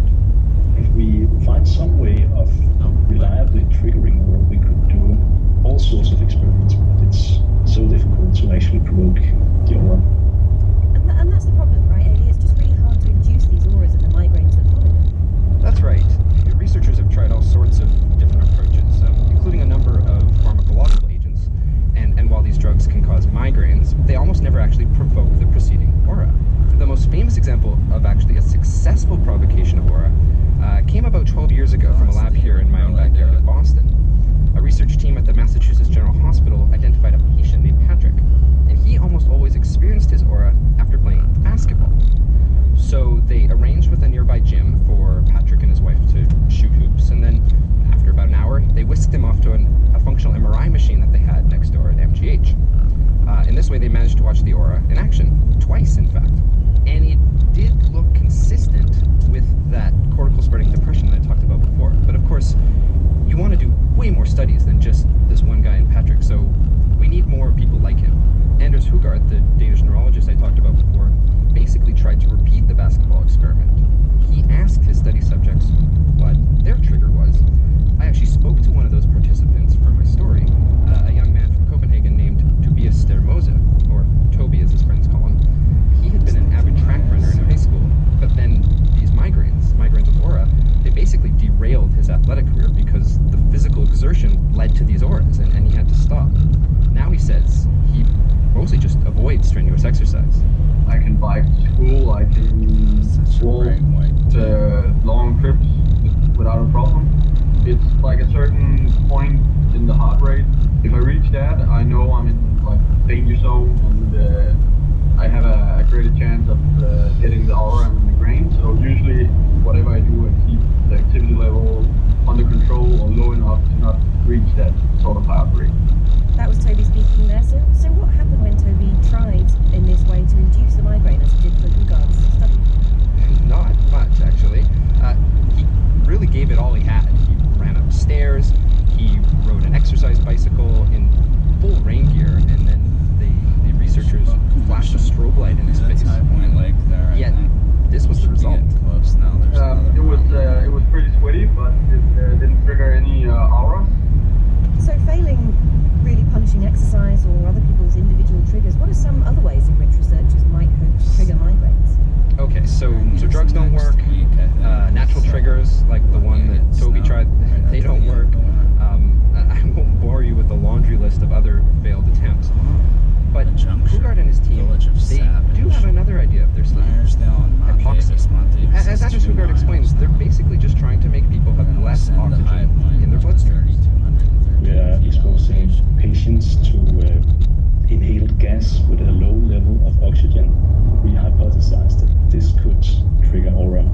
It's surprising they have any volunteers at all for this study. It sounds hellish. Why would they want to study this?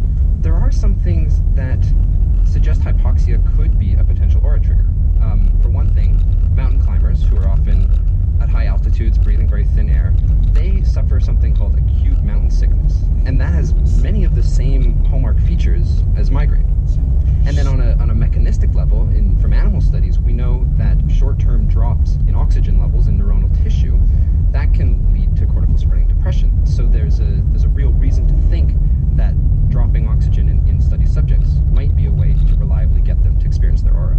So all of this, of course, is aiming towards finding better treatments for aura and migraine. What exists right now, and what are scientists hoping they might be able to make?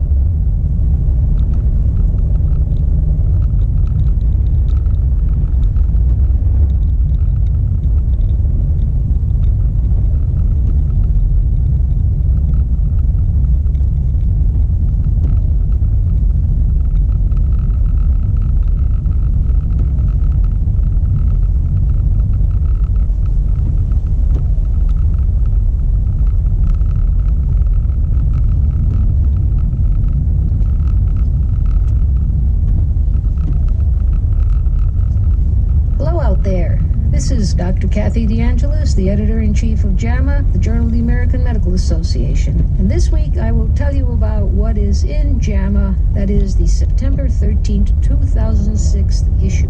The first article has to do with delayed antibiotic use in acute otitis media in children. In a study of children with acute otitis media seen in an emergency department, Dr. David Spiro and his colleagues from the University of Oregon School of Medicine compare the rates of antibiotic prescription filling and the clinical course for children randomly assigned to a wait-and-see prescription, better known as WASP. Now that has nothing to do with religions or ethnic background. It's wait-and-see prescriptions, WASP approach, for which parents fill the prescription only if the symptoms persisted or worsened after 48 hours, compared with a standard approach for which parents fill the prescription and started antibiotics the day of the emergency department visit. The authors found that compared with the standard approach, significantly fewer antibiotic prescriptions were filled for children in the WASP program, and that there was no significant difference by treatment assignment in the frequencies of fever, otalgia, or unscheduled medical visits. In an editorial, Dr. Paul Little of the University of Southampton in the UK discusses the advantages and alternatives to the delayed use of antibiotics. Now, let me tell you, as a pediatrician, I think anything that would give us any option to pouring all that pink liquid stuff into kids' mouths, most of which ended up on the floor, is delightful to us, and I'm sure the parents are delighted by this study too, as long as it doesn't hurt the kids. And according to this study, it looks like there's no difference. The second article has to do with regression of left ventricular hypertrophy and the incidence of atrial fibrillation. Dr. Peter Oken and colleagues from Cornell University School of Medicine assessed the incidence of new-onset atrial fibrillation in participants in a hypertension treatment trial who did not have a history or electrocardiographic evidence of atrial fibrillation at baseline. The authors found that regression or continued absence of electrocardiographic left ventricular hypertrophy during antihypertensive treatment was associated with a lower likelihood of new-onset atrial fibrillation compared with patients with in-treatment persistence and development of left ventricular hypertrophy. The third article has to do with cardiac arrest or sudden death in long QT syndrome. To identify risk factors associated with aborted cardiac arrest and sudden cardiac death during adolescence in persons with long QT syndromes, Dr. Jenny Hobbs and her associates from the University of Rochester School of Medicine analyzed data from 2,772 patients in an international registry. The authors found that recent syncope, a QTC interval of 530 ms or longer, and male sex among patients aged 10 to 12 years but not older were associated with an increased risk of aborted cardiac arrest or sudden cardiac death. Among patients with recent syncope, beta blocker therapy was associated with reduced risk of these outcomes. And JAMA patient page, just for your patients, has information about electrocardiograms. When I saw that patient page, I thought, this would be something really neat to show to perhaps middle school kids, because it's very interesting and I think it is comprehensible to them. Perhaps you can get some people interested in medicine. That would be a good thing. The fourth article has to do with green tea consumption and mortality. All you green tea drinkers out there, listen up. In vitro and animal data suggest the green tea consumption may protect against cardiovascular disease and cancer, but data from human studies are lacking. Therefore, Dr. Shinichi Kuriyama and his associate from the Tokyo University Graduate School of Medicine in Japan report results of a prospective cohort study of Japanese adults who had no history of cardiovascular disease or cancer at baseline. During 11 years of follow-up, the authors found significant inverse associations of green tea consumption with reduced all-cause and CVD mortality, particularly particularly among women, but they found no association with cancer mortality. So I guess you just keep on drinking that green tea. It doesn't seem to harm anyone, and perhaps it does some good. The fifth article has to do with publication of pediatric exclusivity trials. Extended patent protection is granted to pharmaceutical manufacturers conducting clinical trials of products for children, known as pediatric exclusivity. Dr. Daniel Benjamin from the FDA and his colleagues report results of a literature review to identify pediatric exclusivity trials conducted from 1998 to 2004 and to assess labeling changes based on trial outcomes and publication in peer-reviewed journals. The authors found 253 studies that were submitted to the United States Food and Drug Administration, of which 113, that's 45%, were published in peer-reviewed journals. Labeling changes favorable for the drug under study were identified in 50% of these studies. The sixth article is the Clinician's Corner, and it has to do with patients with headache. This is a rational clinical examination. Dr. Michael Detsky from the University of Toronto in Canada discusses patient history and how it can distinguish migraine from other headache types and several clinical features that identify candidates for neuroimaging. A commentary in this issue has to do with moderators of outcomes of randomized clinical trials. Clinical research and policy implications of assessing moderators of treatment outcomes in randomized clinical trials are discussed by Dr. Helena Kramer and her associates at Stanford University School of Medicine. Now, for those of you out there who are young investigators, you might find this commentary quite interesting. Then we have a special from the archives having to do with glaucoma during pregnancy. This features an article from the Archives of Ophthalmology in which the clinical course of glaucoma during pregnancy is reviewed by Dr. Eve Higginbottom from the Morehouse School of Medicine. She discusses the coordination of care, communication factors, and the role of sex in ocular disease. There is also an editorial call for papers on malaria. In May 2007, JAMA is going to feature a special issue on malaria. So those of you who are doing studies or wish to write commentaries or special communications about malaria, please read this call for papers. The Medical News and Perspectives has a number of very interesting items also. They deal with health research funding losing ground, well, as if that's news. Advances seen in mood disorder research, treatment key to reducing the cost of crime, researchers focus on alternatives for diagnosing heart disease in women, stroke risk is emphasized in atrial fibrillation guidelines. From the Capitol Health call, we hear about drug ad moratorium. Now that would be interesting. A moratorium on drug ads.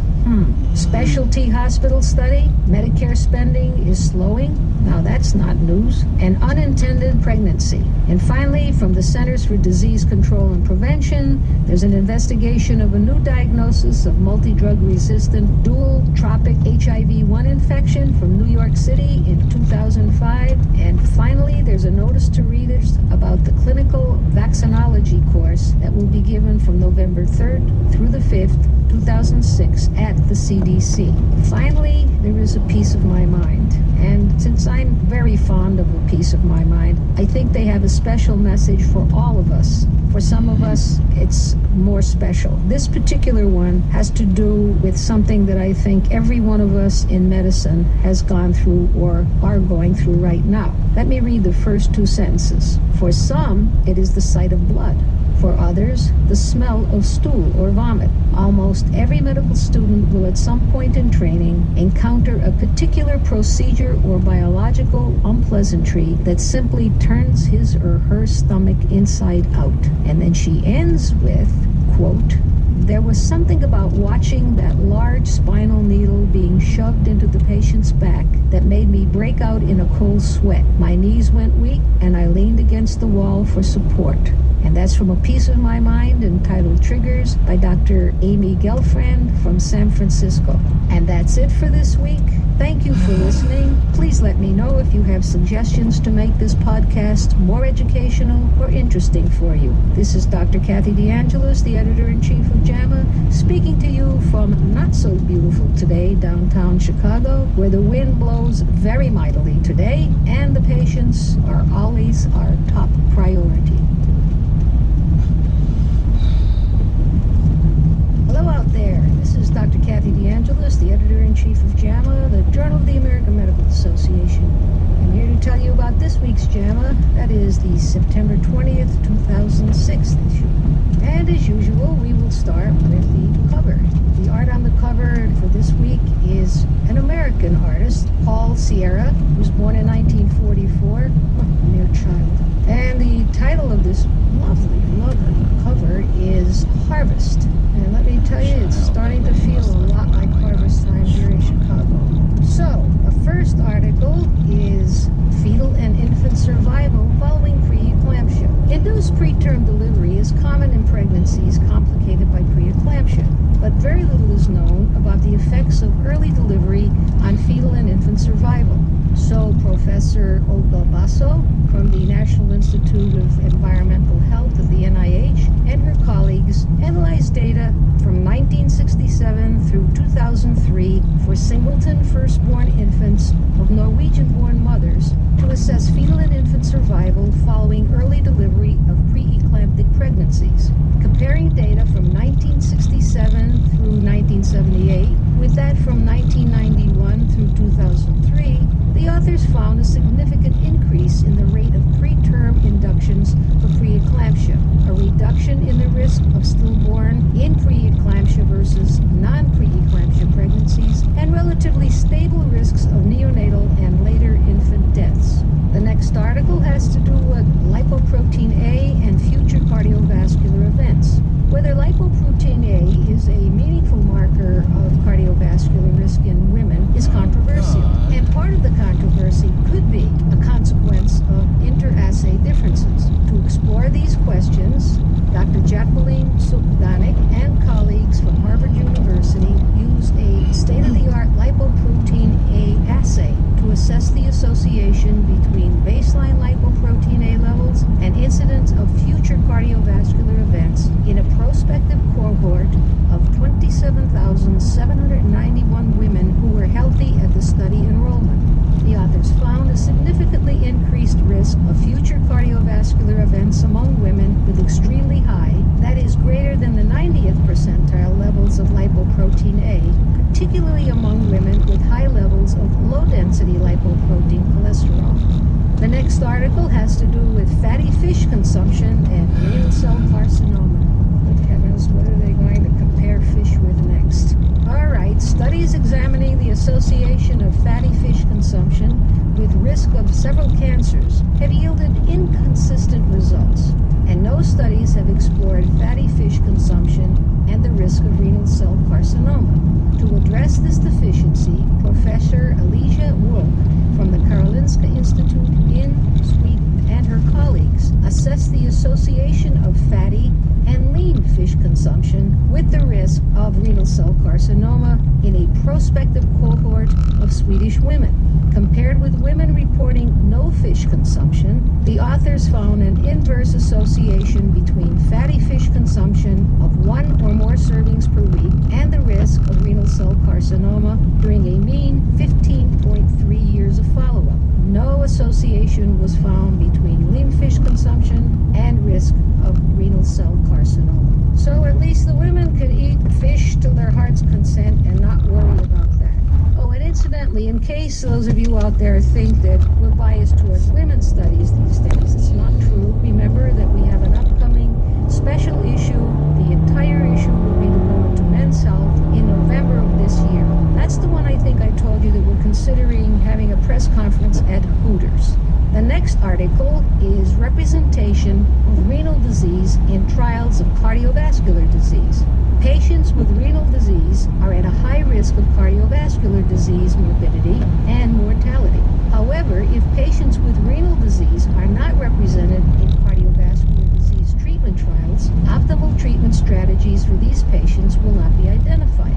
Therefore, Dr. Stephen Koka and colleagues from Yale University School of Medicine Medicine reviewed 153 cardiovascular disease treatment trials published in 1985 through 2005 to assess the representation of patients with renal disease in these trials. The authors found that patients with renal disease were excluded in 56% of the trials, and only a few trials assessed baseline renal function of the trial enrollees or the effect of the intervention in patients with renal disease. So you nephrologists out there better get together with the cardiologist and do these studies. The clinician's corner in this issue has to do with patients' spiritual needs. It has to do with perspectives on the care at the close of life. Dr. Daniel Sulmazy discusses the physician's role in ascertaining and responding to terminally ill patients' spiritual beliefs, including the possibility of a miraculous cure. Dr. Daniel Sulmazy is from New York Medical College. The commentary, at least one of them, is actually associated with this topic, and it has to do with withdrawal of supplemental oxygen in terminal cases. And that article, the commentary, was written by Dr. Scott Halpern, the University of Pennsylvania School of Medicine. And to complete the trio, the JAMA patient page has to do with information about palliative care. And as you know, the JAMA patient page is written exclusively for your patients. Although I think you might have some reading them also. The research letter in this issue has to do with high-sensitivity C-reactive protein and fracture risk in elderly women. And that study was done by Professor Julie Pascoe from the University of Melbourne, Australia, and her colleagues. Another commentary in the issue has to do with the federal policy and Hurricane Katrina. This commentary was written by Drs. Lambro and Shalala. As you all know, Donna Shalala is the former Secretary of Health and Human Services. And they can give you a perspective on what went on behind the scenes. And they talk about accomplishments and failures in the ordeal beneath policy response to Katrina. And if you don't know what's happening with this, it means you haven't been watching television or reading the newspapers or listening to the radio for the last several weeks. In addition, one of the articles in our Medical News and Perspectives has to do with post-Katrina New Orleans, the effort underway to build better health care. Other things in Medical News and Perspectives has to do with the CMAJ, that's the Canadian Medical Association Journal, governance overhaul. The firings, resignations, compromised independence are cited. And as someone who served on the panel to assist the Canadian Medical Association in trying to rejuvenate and have a much better governance policy for this particular journal, I have a special interest in this, and I can tell you that I have great hope that CMAJ is going to continue to be an outstanding journal. Another article in the Medical News and Perspectives has to do with personality disorder, a possibility in problem patients. At least that's the opinion of some specialists. And from the Centers for Disease Control and Prevention, there's an article on adult lead epidemiology and surveillance in the United States in 2003-2004, and a brief report on investigating into recalled human tissue for transplantation in the United States from 2005-2006. Finally, a piece of my mind has to do with full disclosure of a hypothetical physician mistake. And it was written by Dr. Ruth Lesniewski from New York City in New York. And I'll just quote one sentence from there. Is it ever appropriate to sacrifice one student's comfort or privacy for the benefit of the group? When should a teacher impose her own ideology, her own solution to a problem, rather than allowing students to stick with their own conclusion? The title of that piece of my mind is Mistakes. And as I said, it has to do with students' reaction to disclosing an error by the physician to the patient. And the last commentary in this issue provides some perspective into this. It's unapology. That's an emerging clinical skill. It has to do with the role of apology in clinical practice, and was written by Dr. Aaron Lazar, who is Dean of the University of Massachusetts School of Medicine. That's it for this week. Thank you very much for listening. Please let me know if you have suggestions for making this podcast more educational or interesting for you. This is Dr. Kathy DeAngelis, the Editor-in-Chief of JAMA, speaking to you from beautiful and today quite sunny, but a little bit chilly, Chicago, where the wind blows mightily and the patients are always our top priority. Hello out there. This is Dr. Kathy DeAngelis, the Editor-in-Chief of JAMA, the Journal of the American Medical Association. And this week I will tell you about the issue for September 27th, 2006. And as usual, I'll start with the wonderful cover. And this week it's a painting by the Cubist Jean Metzinger, who lived from 1883 to 1956. And the title is The Lamp. You would never be able to know what it is by looking at it. It's sure a pretty painting, but I don't think you know it was a lamp. He painted it in 1917. And Dr. Terry Southgate, who of course does the cover stories, writes, "Never a name in the modern art world, as were Braque and Picasso, and never as outrageous or attention-getting in the media world as were Picasso and Marcel Duchamp. Messenger was, however, a most important and stabilizing factor in the development of modern art. He was as necessary to the 20th century as infrastructure is to civilization." Now, think about that. Tell me that Terry Southgate doesn't have a bit of the poet in her. Okay, the first two articles have to do with gene mutations and the risk of Lynch syndrome. In case you don't know it, Lynch syndrome is also called hereditary non-polyposis colorectal cancer, and it is the most common hereditary familial colorectal cancer syndrome, and it is associated with specific mutations in the mismatch repair gene MLH1, MSH2, and MSH6.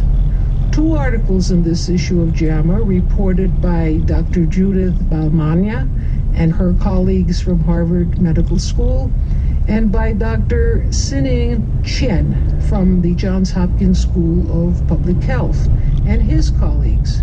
They all describe the development and validation of two different, unique clinical prediction models to identify persons at risk of carrying these mutations.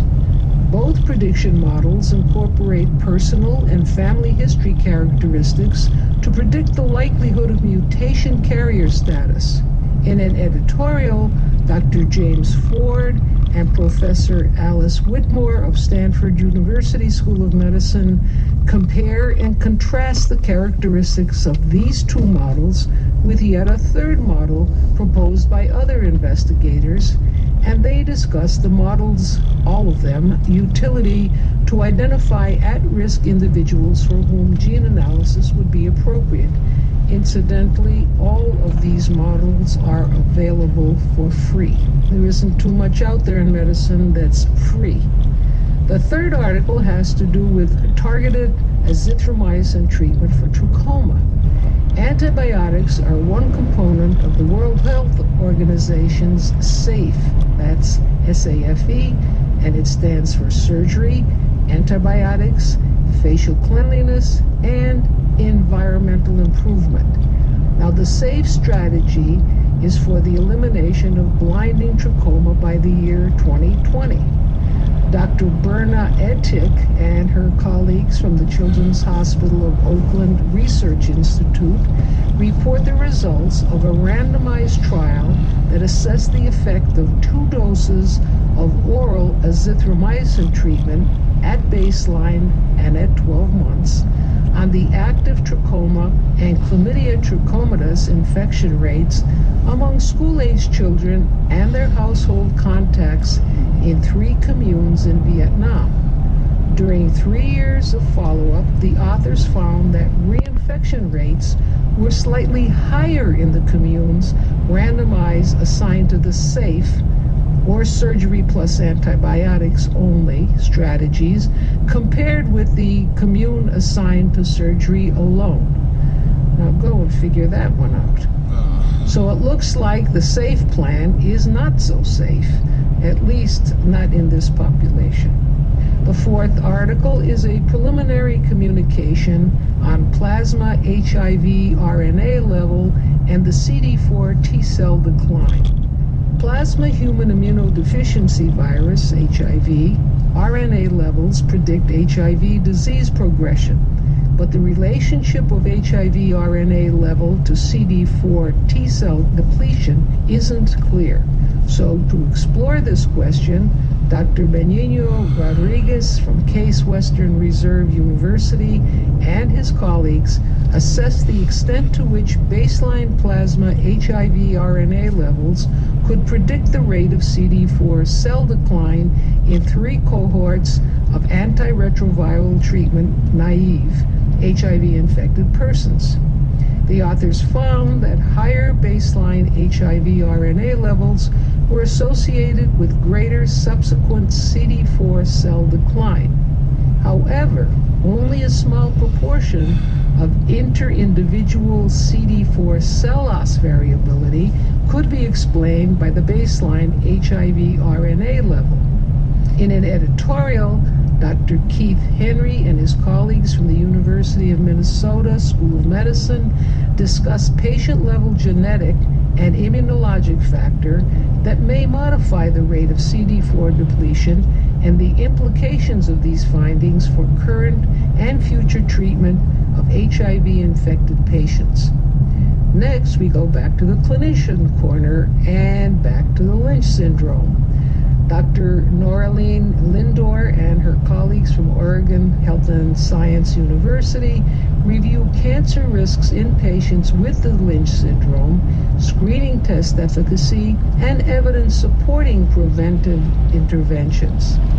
And just to round it out, the patient page for this week has information for your patients about colon cancer. In a commentary on chemotherapy and chemical warfare, you might say, wait a minute, why would Dr. Jules Hirsch from Rockefeller University write about chemotherapy and chemical warfare now? Well, marking the 60-year anniversary of the first report of nitrogen mustard for cancer therapy, Dr. Hirsch reflects on the development of chemical agents for use in warfare. And it's a fascinating story that the two are connected. I think that you would gain a lot about the World War II history and learn a great deal about chemotherapy, which of course, as I said, began 60 years ago. We also have a research letter in this issue on the risk of death associated with Maceritide patients with acutely compensated heart failure. And that's by Dr. Keith Aronson of the University of Michigan School of Medicine. The medical news and perspectives deal with researchers' draft guidelines for clinical use of pharmacogenomics. Tight blood glucose control pays off in reduced cardiovascular risk in diabetes, just in case you were wondering about that. And then MIT and the FDA developed safety monitoring tool. Then the health agencies update have to do with ketamine for depression, cancer screening, nanotechnology task force, alcoholism genes, and the new Cancer Institute director. And finally, from the Centers for Disease Control and Prevention, we have articles about trends in strength training in the United States from 1998 through 2004, and a release of computer-based case study on gastroenteritis at a university in Texas. We also have a notification about the Author in the Room teleconference which will occur on September 27th, 2006, which is probably either today if you're listening, or it was yesterday or in the past. But just in case it's today, you can listen in to Dr. David Sparrow from the Oregon Health Science Center, and he will be live from 2 to 3 p.m. Eastern Time on September 27th, 2006. And you can register by just going to the www.ihi.org/author-in-the-room, all one word. Now, just in case you missed it, because it may be past 3 o'clock when you're hearing this, these are online and stay there for many, many weeks. In fact, we have some that are 2 years old. And it will be very interesting. I'm not going to tell you what he's going to talk about. You have to go there and listen. And finally, we will end with a piece of my mind. We started with the Heart of JAMA, which is the cover, and we'll end with the Soul of JAMA, which is a piece of my mind. And the title of this is Raising a Woman. It's written by Mary Stanton, who has a master's in divinity, and she's from Chicago. And I will quote from her piece. She is talking about herself and her childhood. She was born with cerebral palsy. Quote, "To the task of raising her youngest daughter, my mother brought love, vision, and determination. She also brought assorted demons. Some I can name, some I can only wonder about."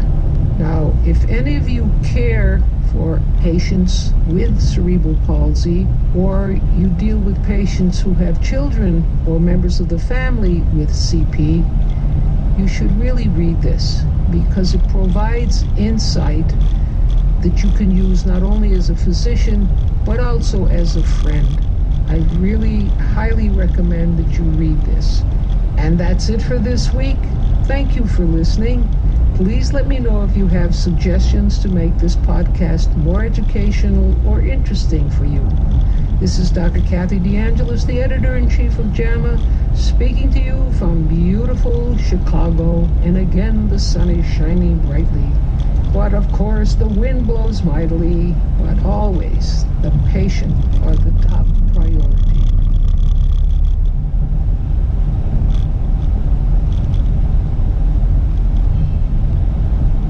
Hello out there. This is Dr. Kathy DeAngelis, the editor-in-chief of JAMA, the Journal of the American Medical Association. And this week's JAMA starts with the cover that I think is particularly lovely. Of course, I'm a pediatrician, so it's a picture showing the aspect of humble Parisian life. It's by Pierre Bonnard, who lived from 1867 through 1947. And then the portrait is a lithograph of the little laundress. I think you'll like that, whether or not you're a pediatrician or a family physician and care for children. The first article has to do with screening and sudden death in athletes. Preparation for cardiac evaluation of young competitive athletes is intended to identify and disqualify those with serious cardiac abnormalities. However, the effect of such screening on sudden cardiovascular death in the young athletes has not been determined. So, using a population-based data from Italy, where pre-participation screening of athletes was introduced in 1982, Dr. Domenico Corrado and his colleagues from the University of Padua Medical School in Italy assessed 1979 through 2004 trends in sudden death among athletes and non-athletes. The authors found that the incidence of sudden cardiac death in young competitive athletes declined significantly after introduction of pre-participation athlete screening, whereas the rates were steady among the unscreened non-athletes. Now that looks like one effective screening program. In an editorial, Dr. Paul Thompson and Benjamin Levine. Dr. Thompson is from the University of Connecticut School of Medicine. Dr. Levine is from the University of Texas Southwestern. Both of them discuss the contribution of these findings to the ongoing debate about the role and components of preparation screening programs for mostly athletes. The second article has to do with clinical and MRI correlates of cerebral palsy. To identify potential strategies to prevent cerebral palsy, Dr. Martin Bax from the Imperial College of London and his colleagues who composed the European Cerebral Palsy Study Group from all over Europe reviewed the clinical data and magnetic resonance imaging, that's MRI brain scans, obtained at 18 months of age from a cohort of children with cerebral palsy. Among the authors' findings were that maternal infection during pregnancy and multiple gestation were associated with having a child with cerebral palsy. On MRI, white matter damage of immaturity was the most common finding. Now, this is very important. In an editorial, Dr. Michael Massal from the University of Chicago School of Medicine discusses the findings of Bax and his colleagues and their implications for understanding cerebral palsy syndromes, prevention, and improved patient care. Also, the JAMA patient page for your patients has information about cerebral palsy. The third article has to do with gene polymorphisms and antidepressant response. Genetic polymorphisms are thought to be one explanation for individual variability in response to antidepressants. So, in 241 Korean patients with major depression, Dr. Hyran Kim and his colleagues investigated the association of genetic polymorphisms on the monoamine transporters for serotonin and norepinephrine with patient response to therapy with a selective serotonin or norepinephrine reuptake inhibitor. The authors found that the presence of certain polymorphisms, alone or in combination, were associated with response and non-response to therapy with serotonin or norepinephrine reuptake inhibitors. Now, the fourth and fifth articles, and the fifth article having to do with the clinician's corner and clinical reviews, have to do with the risks of COX-2 inhibitors and other NSAIDs. Recent studies have challenged the safety of selective cyclooxygenase 2, that's COX-2 inhibitors, and selective non-steroidal anti-inflammatory drugs, better known as NSAIDs. Two articles in this issue contribute new data on risks associated with these drugs. In the first one, Dr. Jingjing Zhang from Harvard University Medical School and his colleagues conducted a meta-analysis of 114 controlled clinical trials of COX-2 inhibitors to evaluate the risk of adverse renal events and arrhythmias. Among their findings was that rifaximin was associated with an increased risk of adverse renal events and arrhythmias compared with controls. Now, pay special attention to the fact that they looked at adverse renal events. I think we all know about the cardiovascular events.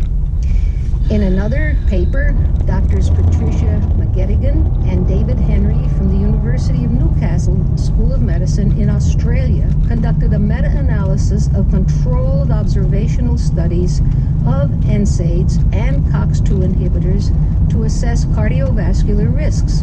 Among their findings was that rifaximin was associated with an increased risk of cardiovascular events that was evident early in treatment and was dose-related, and that diclofenac is associated with increased cardiovascular risks. Let me repeat that. Diclofenac is associated with increased cardiovascular risks. In an editorial, Dr. David Graham, who is writing as a private citizen, however, Dr. David Graham is an employee of the FDA, He discusses the industry and regulatory agency contributions to the delay in identifying these risks. Now, you should pay special attention that the editorial points out that the increased cardiovascular risks associated with diclofenac makes it a poor comparison drug to use to evaluate the safety of another drug. Again, let me repeat that. If you're comparing the safety of another drug, you probably shouldn't use diclofenac as the comparative drug because of its increased risks. Now, if these studies sound a little familiar to you, it was because JAMA released them online on September 12, 2006, because of the public health implications. In a commentary, Dr. Bradford Winters and his associate from Johns Hopkins School of Medicine points out that there is insufficient evidence to make rapid response team programs a standard of care for hospitals. So I guess the title, Walk, Don't Run, is probably appropriate. Now, let me tell you about the letters section. There is a section of the letters entitled Shift Shown in Influenza A Adamantane Resistance. I dare you to say that fast. However, the interesting part is that there were 3 articles submitted independently, and none of these authors, at least not 3 of the 4, know each other.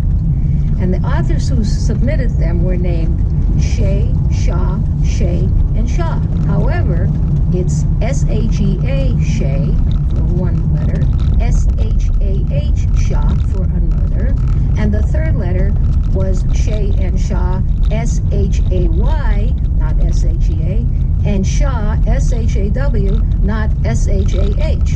Now that was in reply, which was written by Weinstock and Zuccotti. No relatives, of course. Now that's pretty shocking, but you must understand that we do have some fun here at JAMA. To point out that everybody has a little bit of fun, our poet-physician for the week also has a sense of humor.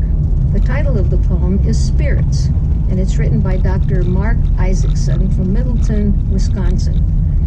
And I point out that his sense of humor, I think, keeps him sane and alert and allows him to take better care of patients where he makes diagnoses and applies it to better care of his patients. I advise that you read this short poem. I'm sure it'll bring a smile to your face. And if it doesn't, I think you better go out and walk in the sunshine for a while. Now, medical news and perspectives have to do with scientists studying fat as an endocrine organ. No, that's not a joke. It's scientists study fat as an endocrine organ. They also will report on surgery useful for morbid obesity, but the safety and efficacy questions linger. Also, better strategies sought against obesity. And finally, fat and cholesterol regulator has been identified. In the lab, field, and clinic section, there's an article on nanowires take on neuroscience. I don't think I'd bet on one or the other to win.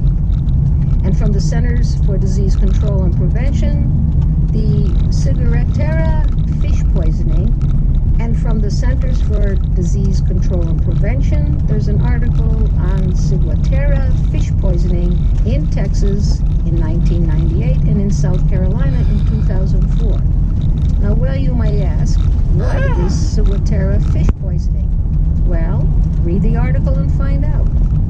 There's also a reminder about the Author in the Room teleconference by Dr. David Spiro on Wednesday, October 18th from 2 to 3 p.m. Eastern Time that discusses Wait and See, the prescription for otitis media. That'll come as good news to parents who try to get that medication into their children. And that's it for this week. Thank you very much for listening. Please let me know if you have suggestions to make this podcast more educational or interesting for you. This is Dr. Kathy DeAngelis, the editor-in-chief of JAMA, speaking to you from not-so-beautiful Chicago today, but it's sunny inside the building. And we're in Chicago where the wind blows mightily, but always the patients are our top priority.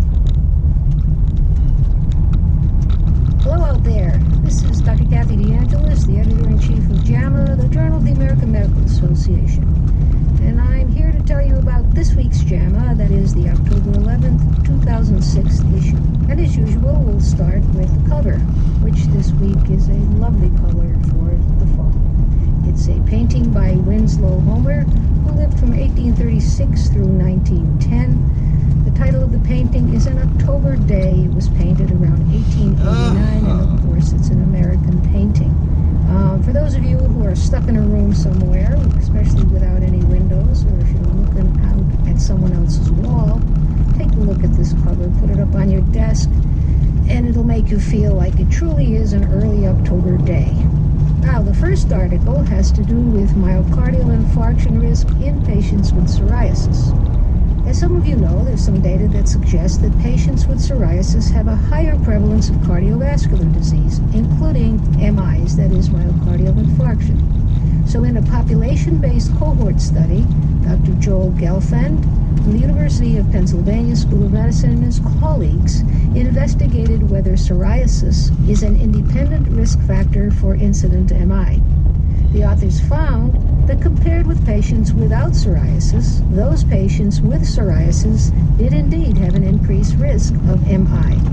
This risk was attenuated with advancing age, but remained high after controlling for traditional cardiovascular risk factors.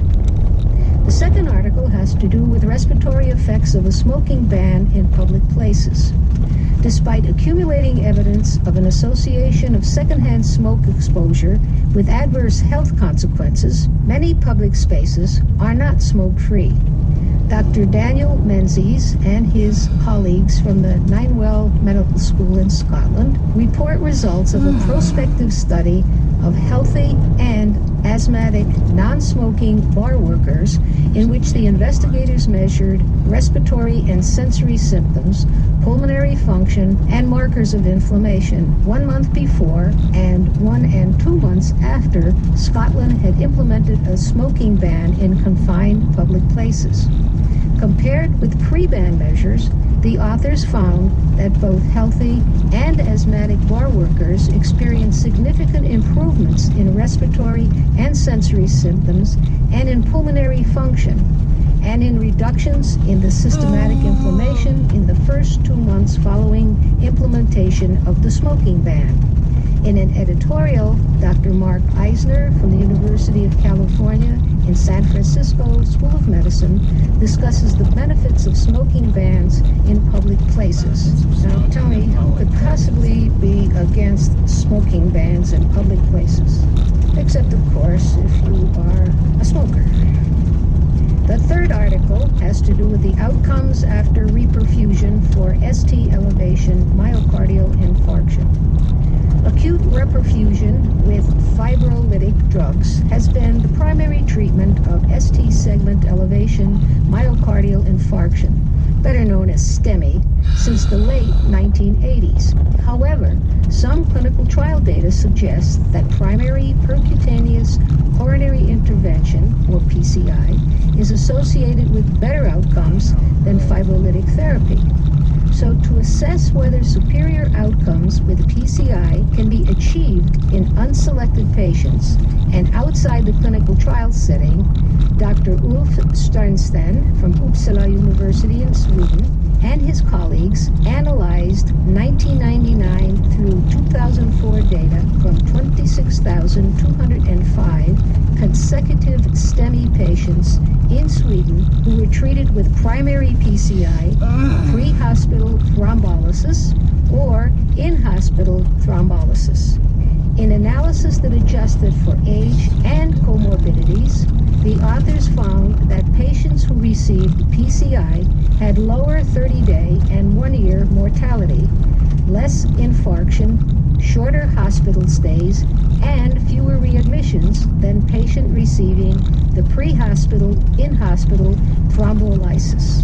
The fourth article has to do with non-medical exemptions to required immunizations.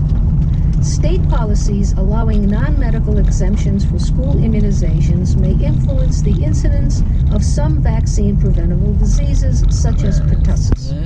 Dr. Saad Omer from Johns Hopkins Bloomberg School of Public Health and his colleagues analyzed 1991 through 2000 state-level data on rates of non-medical exemptions at school entry and 1986 through 2004 data on pertussis incidence to assess the relationship of exemption policy characteristics to pertussis incidence. The authors found that states permitting personal belief exemptions compared with religious exemptions and states with easily obtained versus medium or difficult to obtain exemptions had higher and increasing non-medical exemption rates during the period of study. In addition, the authors report that states with personal belief and easily obtained exemptions had increased pertussis incidence compared with states with religious or harder to obtain exemptions. Now that makes perfect logical sense, but it's nice to see that there actually are data to show that. The Clinician's Corner in this issue is part of our Rational Clinical Exam series. Opiate analgesia in acute abdominal pain. Opiate analgesia in patients with acute abdominal pain may alter physical examination findings, but they will not increase the likelihood of errors in management. That's the finding according to Dr. Sumant Ranji from the University of California, San Francisco. Incidentally, the Rational Clinical Exam series will soon come out in book form, both in print and online. Watch for it. The patient page in this issue has to do with information about acute abdominal pain. There's an interesting research letter in this issue written by Dr. Daniel Heckman from the University of Toronto School of Medicine. It has to do with translation of research evidence from animals to humans. Only 1/3 of highly cited animal research actually translated at the level of human randomized trials in leading journals having to do with humans. In a commentary, Dr. Frank Davidoff and Dr. James Trussell from the Institute for Healthcare Improvement talk about Plan B and the politics of doubt. Now that Plan B allows the Plan B drug to be available legally, I think any of you who might be interested in this topic should read this commentary. Both Drs. Davidoff and Trussell served on the FDA committee that decided to allow the legality of this drug. This issue also has a call for papers for our special issue on chronic disease in infants, children, and young adults. That special theme issue will be published in June 2007. So those of you who have some papers on this topic, get it into us soon. And finally, there is an announcement for our series on Author in the Room. Dr. Spiro, who will discuss the Wait and See prescription for otitis media article that we recently published on October 18th from 2 to 3 p.m. Eastern Time, we'll discuss this topic. So if you want to register for it, just go to JAMA and see the appropriate instructions for calling in. Or if you don't want to do that, you can listen in at your convenience after October 18th. A piece of my mind in this issue has to do with Randy. Now, Randy was a patient who had the classic dilemma of the working poor.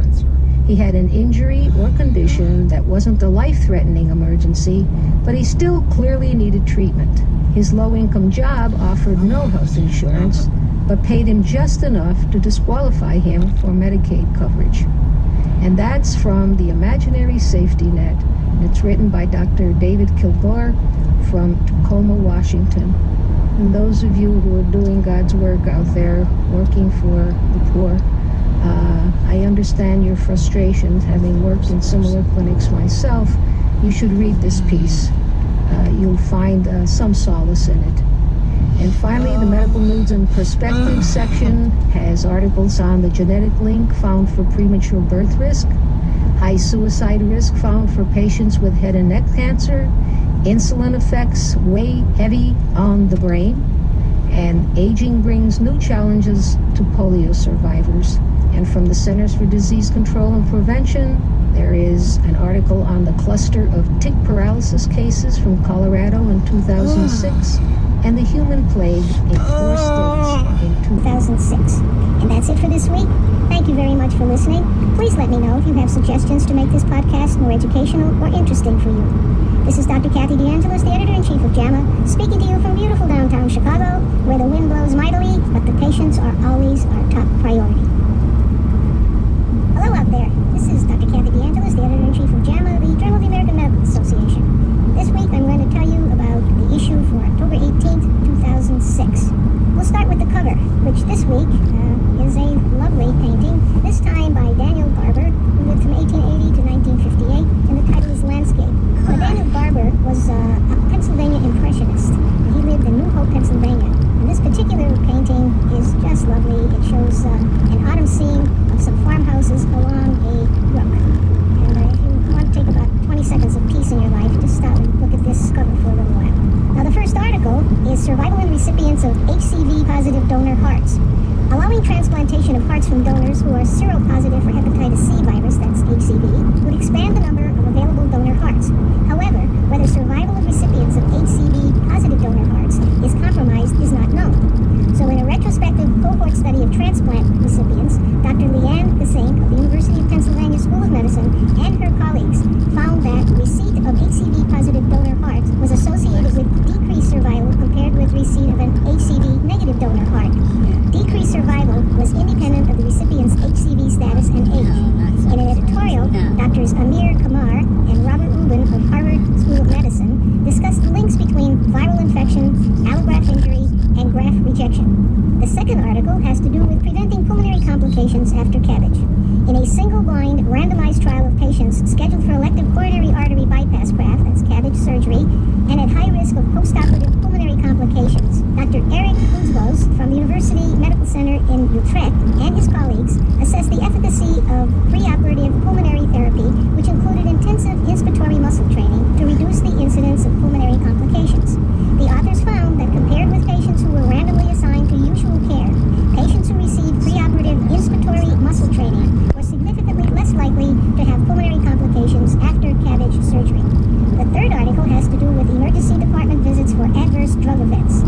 Few studies have assessed the risk of adverse drug events, that's ADEs, occurring outside healthcare facilities. Dr. Daniel Goodnitz from the CDC and Prevention and colleagues analyzed data from an ADE surveillance project involving 63 nationally representative hospitals to assess the burden of ADEs that resulted in emergency department visits in 2004 through 2005. The authors report there were 21,298 patients with ADEs treated in the participating emergency departments in 2004-2005, and based on this, estimate that more than 700,000 patients were treated for ADEs in U.S. emergency departments each year. Patient factors associated with ADEs resulting in an emergency department visit included age, 65 years or older, and taking a drug that typically requires ongoing monitoring.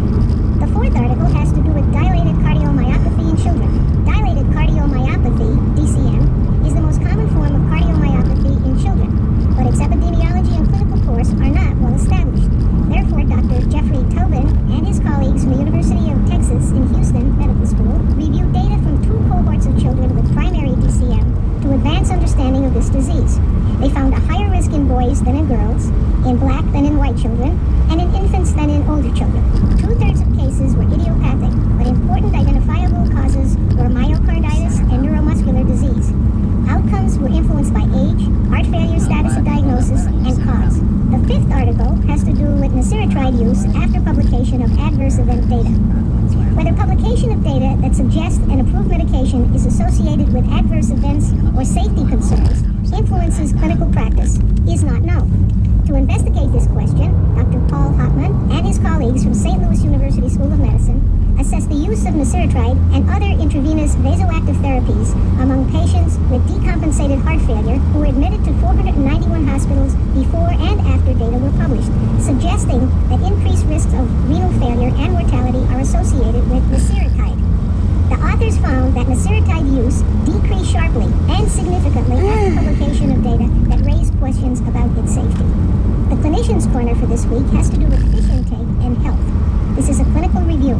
Despite the presence of methylmercury and other contaminants in some fish, the potential health benefits of modest fish intake, that's 1 to 2 servings per week, exceed the potential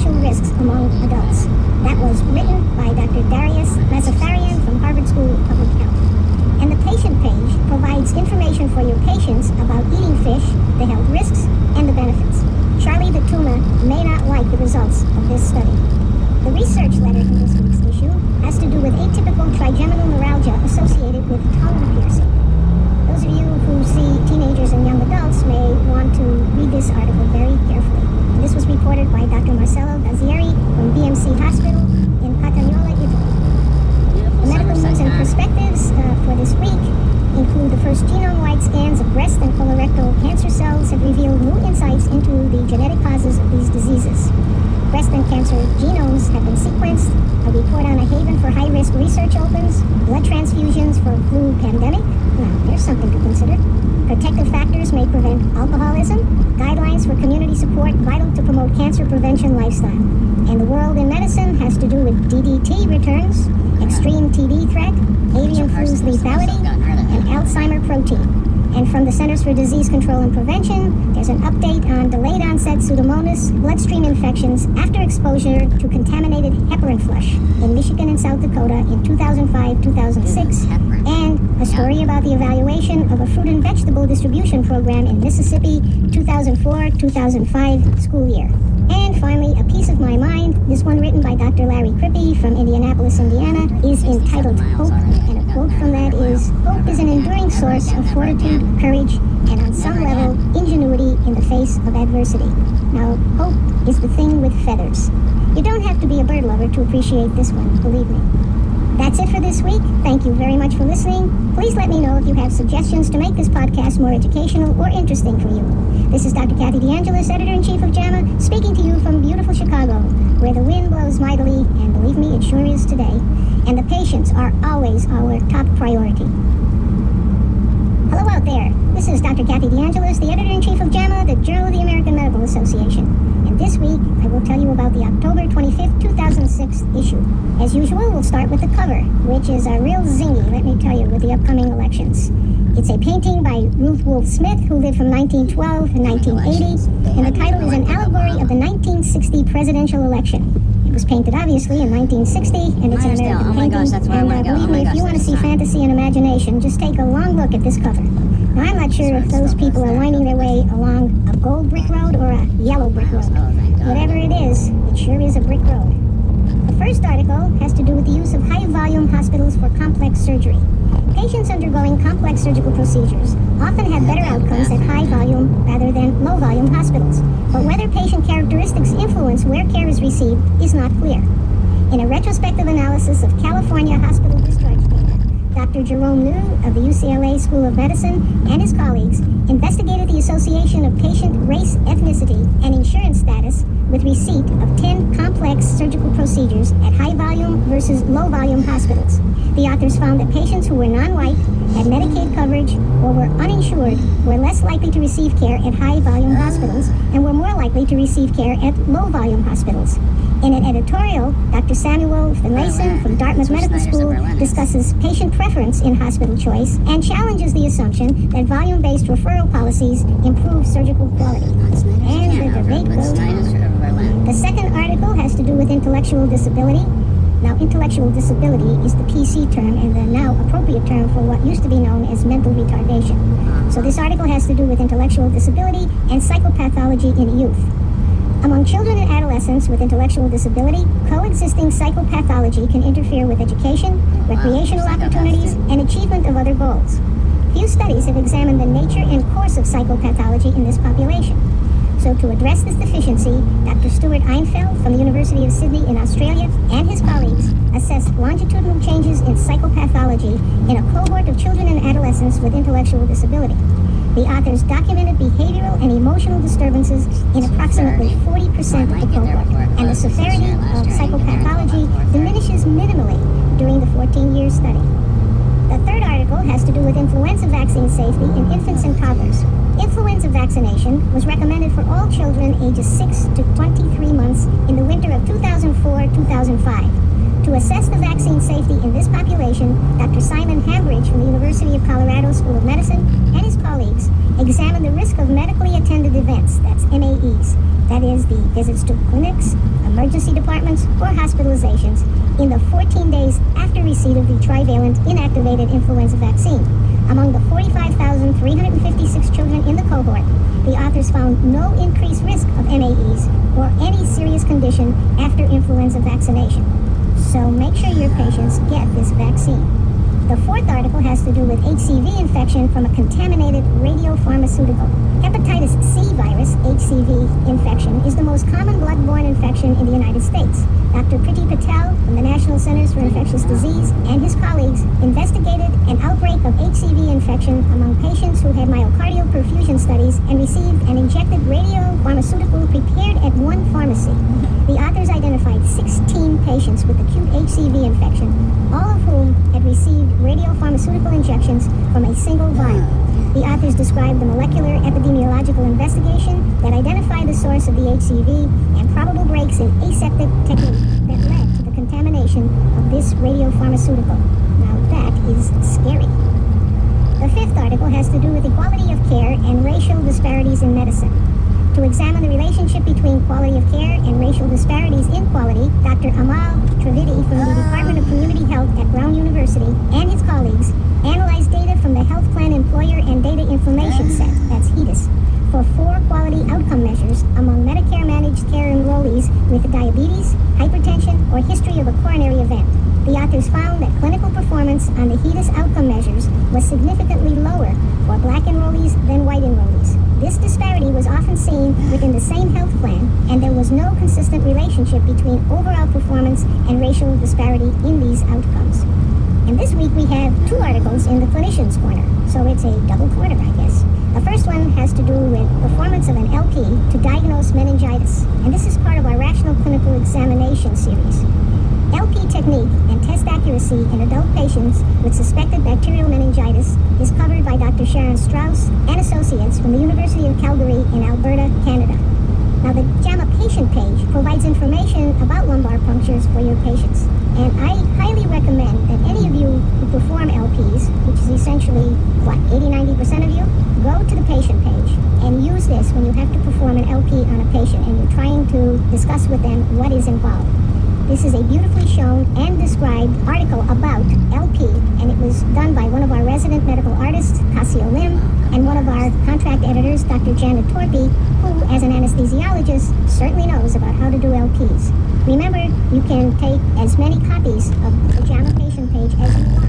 You have our complete permission to Xerox them, take them off your computer, or in any way use them to help your patients. The second article has to do with universal HIV screening, and it was written by attorney Lawrence Gostin, and he discusses new guidelines for routine HIV screening in healthcare settings, barriers to implementation, and conflicts between civil liberties and public health. In this issue, the research letter has to do with the clinical consequences of generic warfarin substitution. It's an ecological study performed by Patterson, who is a pharmacist, and his colleagues at the Institute for Clinical Evaluative Sciences in Toronto, Canada. The news and analysis for this week includes, in the Medical News and Perspectives part, concern over a lack of progress in bringing targeted cancer therapies into the clinic. Experts say that changes are needed in how oncology drugs are discovered, developed, and tested. There's also an article about industry, FDA warms to adaptive trials, National Academies, barriers and widespread bias harm women in science and engineering, and the health agency's update include Autism Initiative, birth control patch, payments for adverse events, and the Cancer Genome Atlas. And finally, from the Centers for Disease Control and Prevention, there's an article about state-specific prevalence of obesity among adults in the United States 2005 and pertussis outbreak in an Amish community in Kent County, Delaware from September 2004 through February 2005. A Piece of My Mind in this issue was written by Johanna Pearson from the Johns Hopkins School of Medicine. Now, Ms. Pearson is a medical student, and so I think after you read this and see how beautifully written it is, I hope it will encourage more of you medical students out there to write some Piece of My Mind articles for us.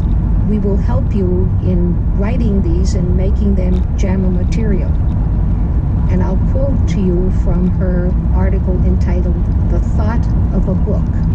Quote, I was one of those wayward English majors who somehow ends up in medical school.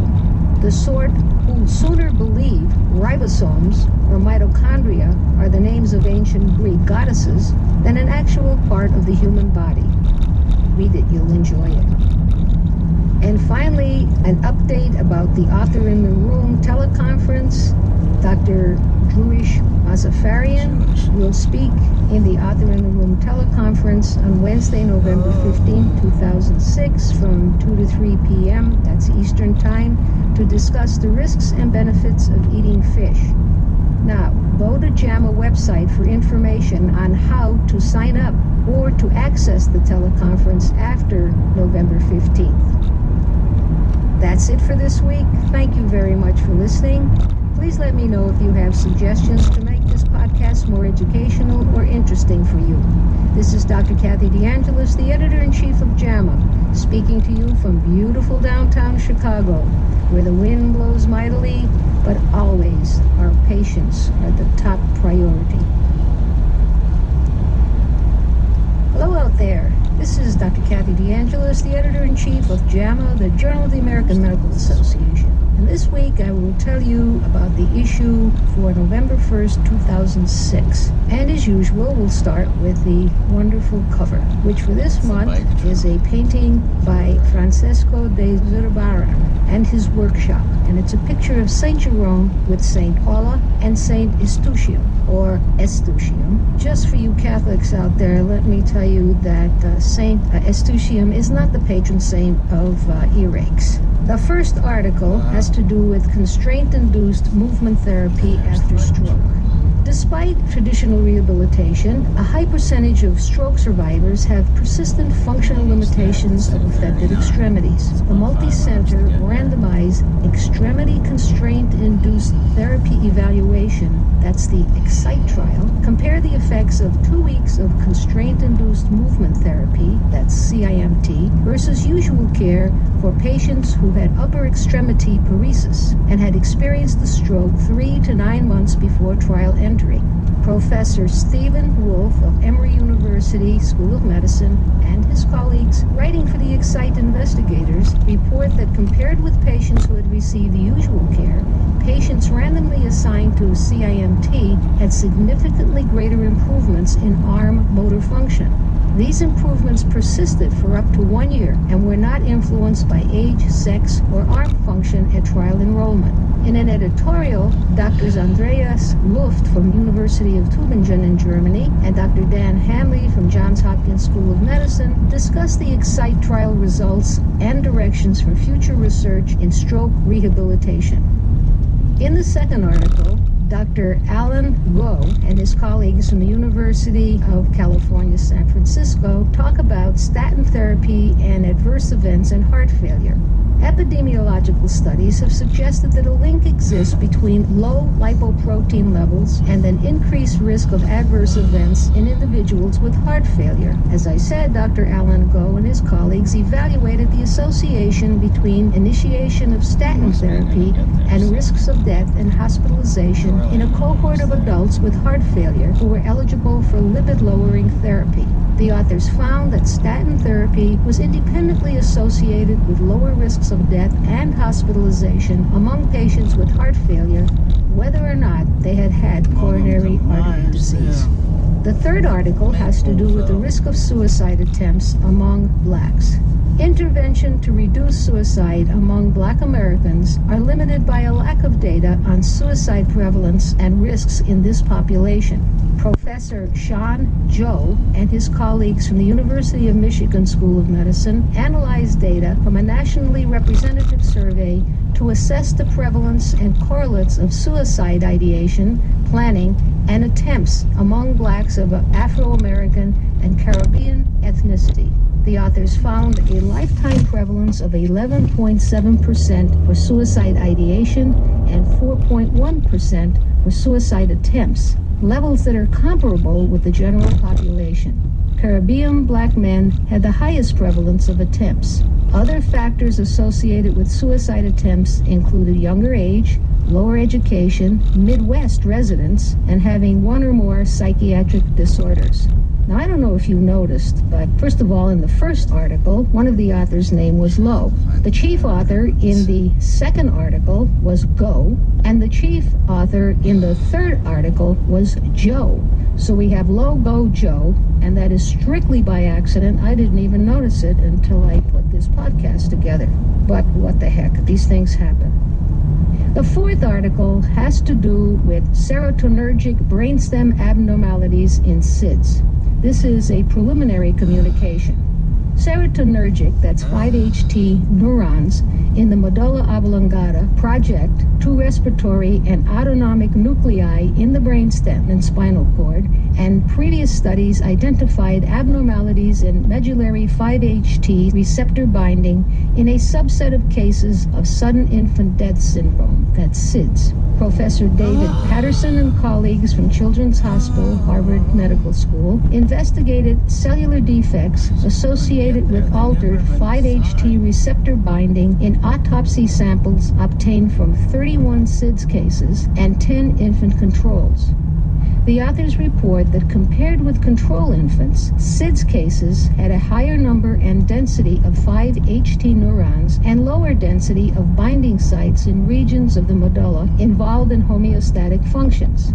In an editorial, Dr. Deborah Weiss-Meyer from Rush University School of Medicine discusses the neuropathology of SIDS and the importance of confirming these findings in autopsy studies reflecting the ethnic diversity of SIDS.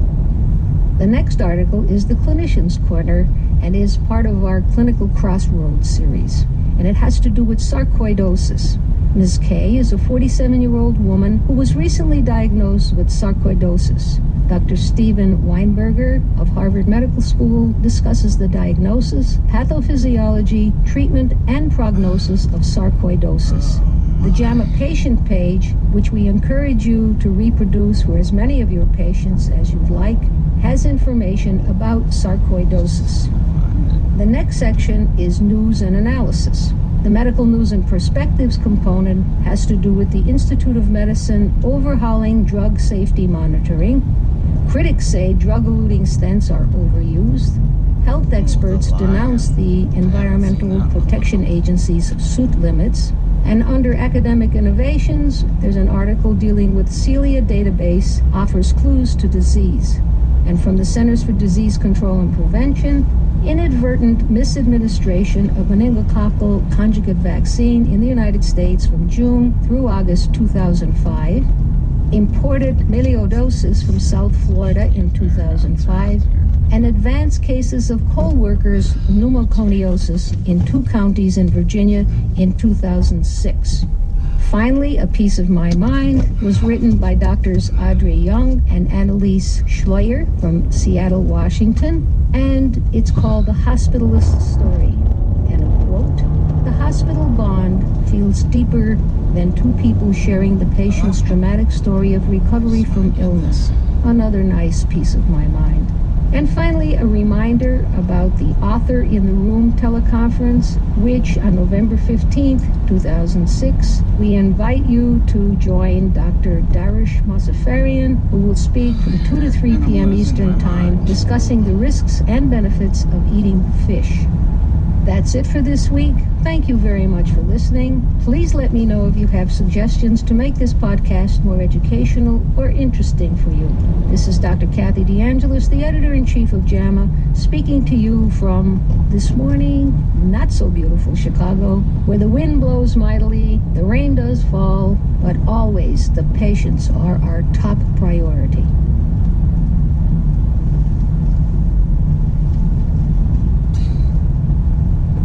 Hello out there. This is Dr. Kathy DeAngelis, the editor-in-chief of JAMA, the Journal of the American Medical Association.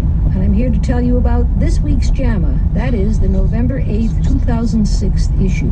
And as usual, we'll start with the cover. Now, this cover is a dream for veterinarians, I think, or dog lovers. It's a picture of Barbaro after the hunt. It's a picture of a dog, and it was painted by Marie Rosalie, or Rosa, Bonheur, a late 19th century French painting. Now, as I look at that dog looks like could use a rest and maybe something to drink. It looks a little dry. Of course, it's after the hunt, and so I don't know, but it's a very interesting painting of a dog. You'd think that you'd want to paint a happier dog, but what do I know? I'm not an artist.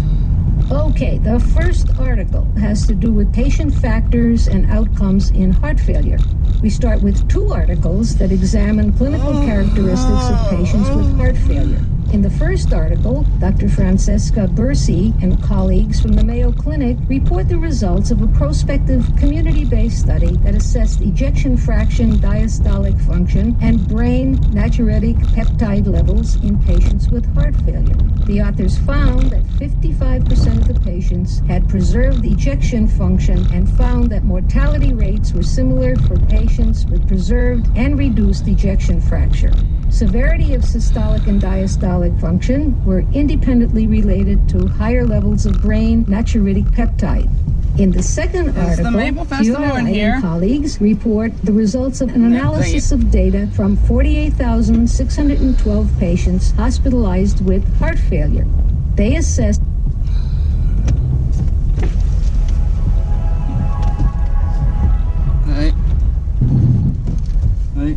I'm good. Is there still parking here? Yep. All right. Let's see. 10. Here's 10. Is there any other fee to go in? I have no idea. Oh, okay. I ain't sure. Sure. Okay. I'll show you here. I'll give you All right. both. Okay.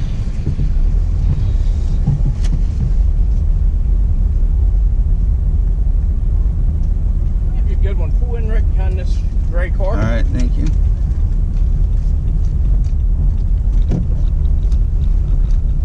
That'll work. Good. Thank you. All right.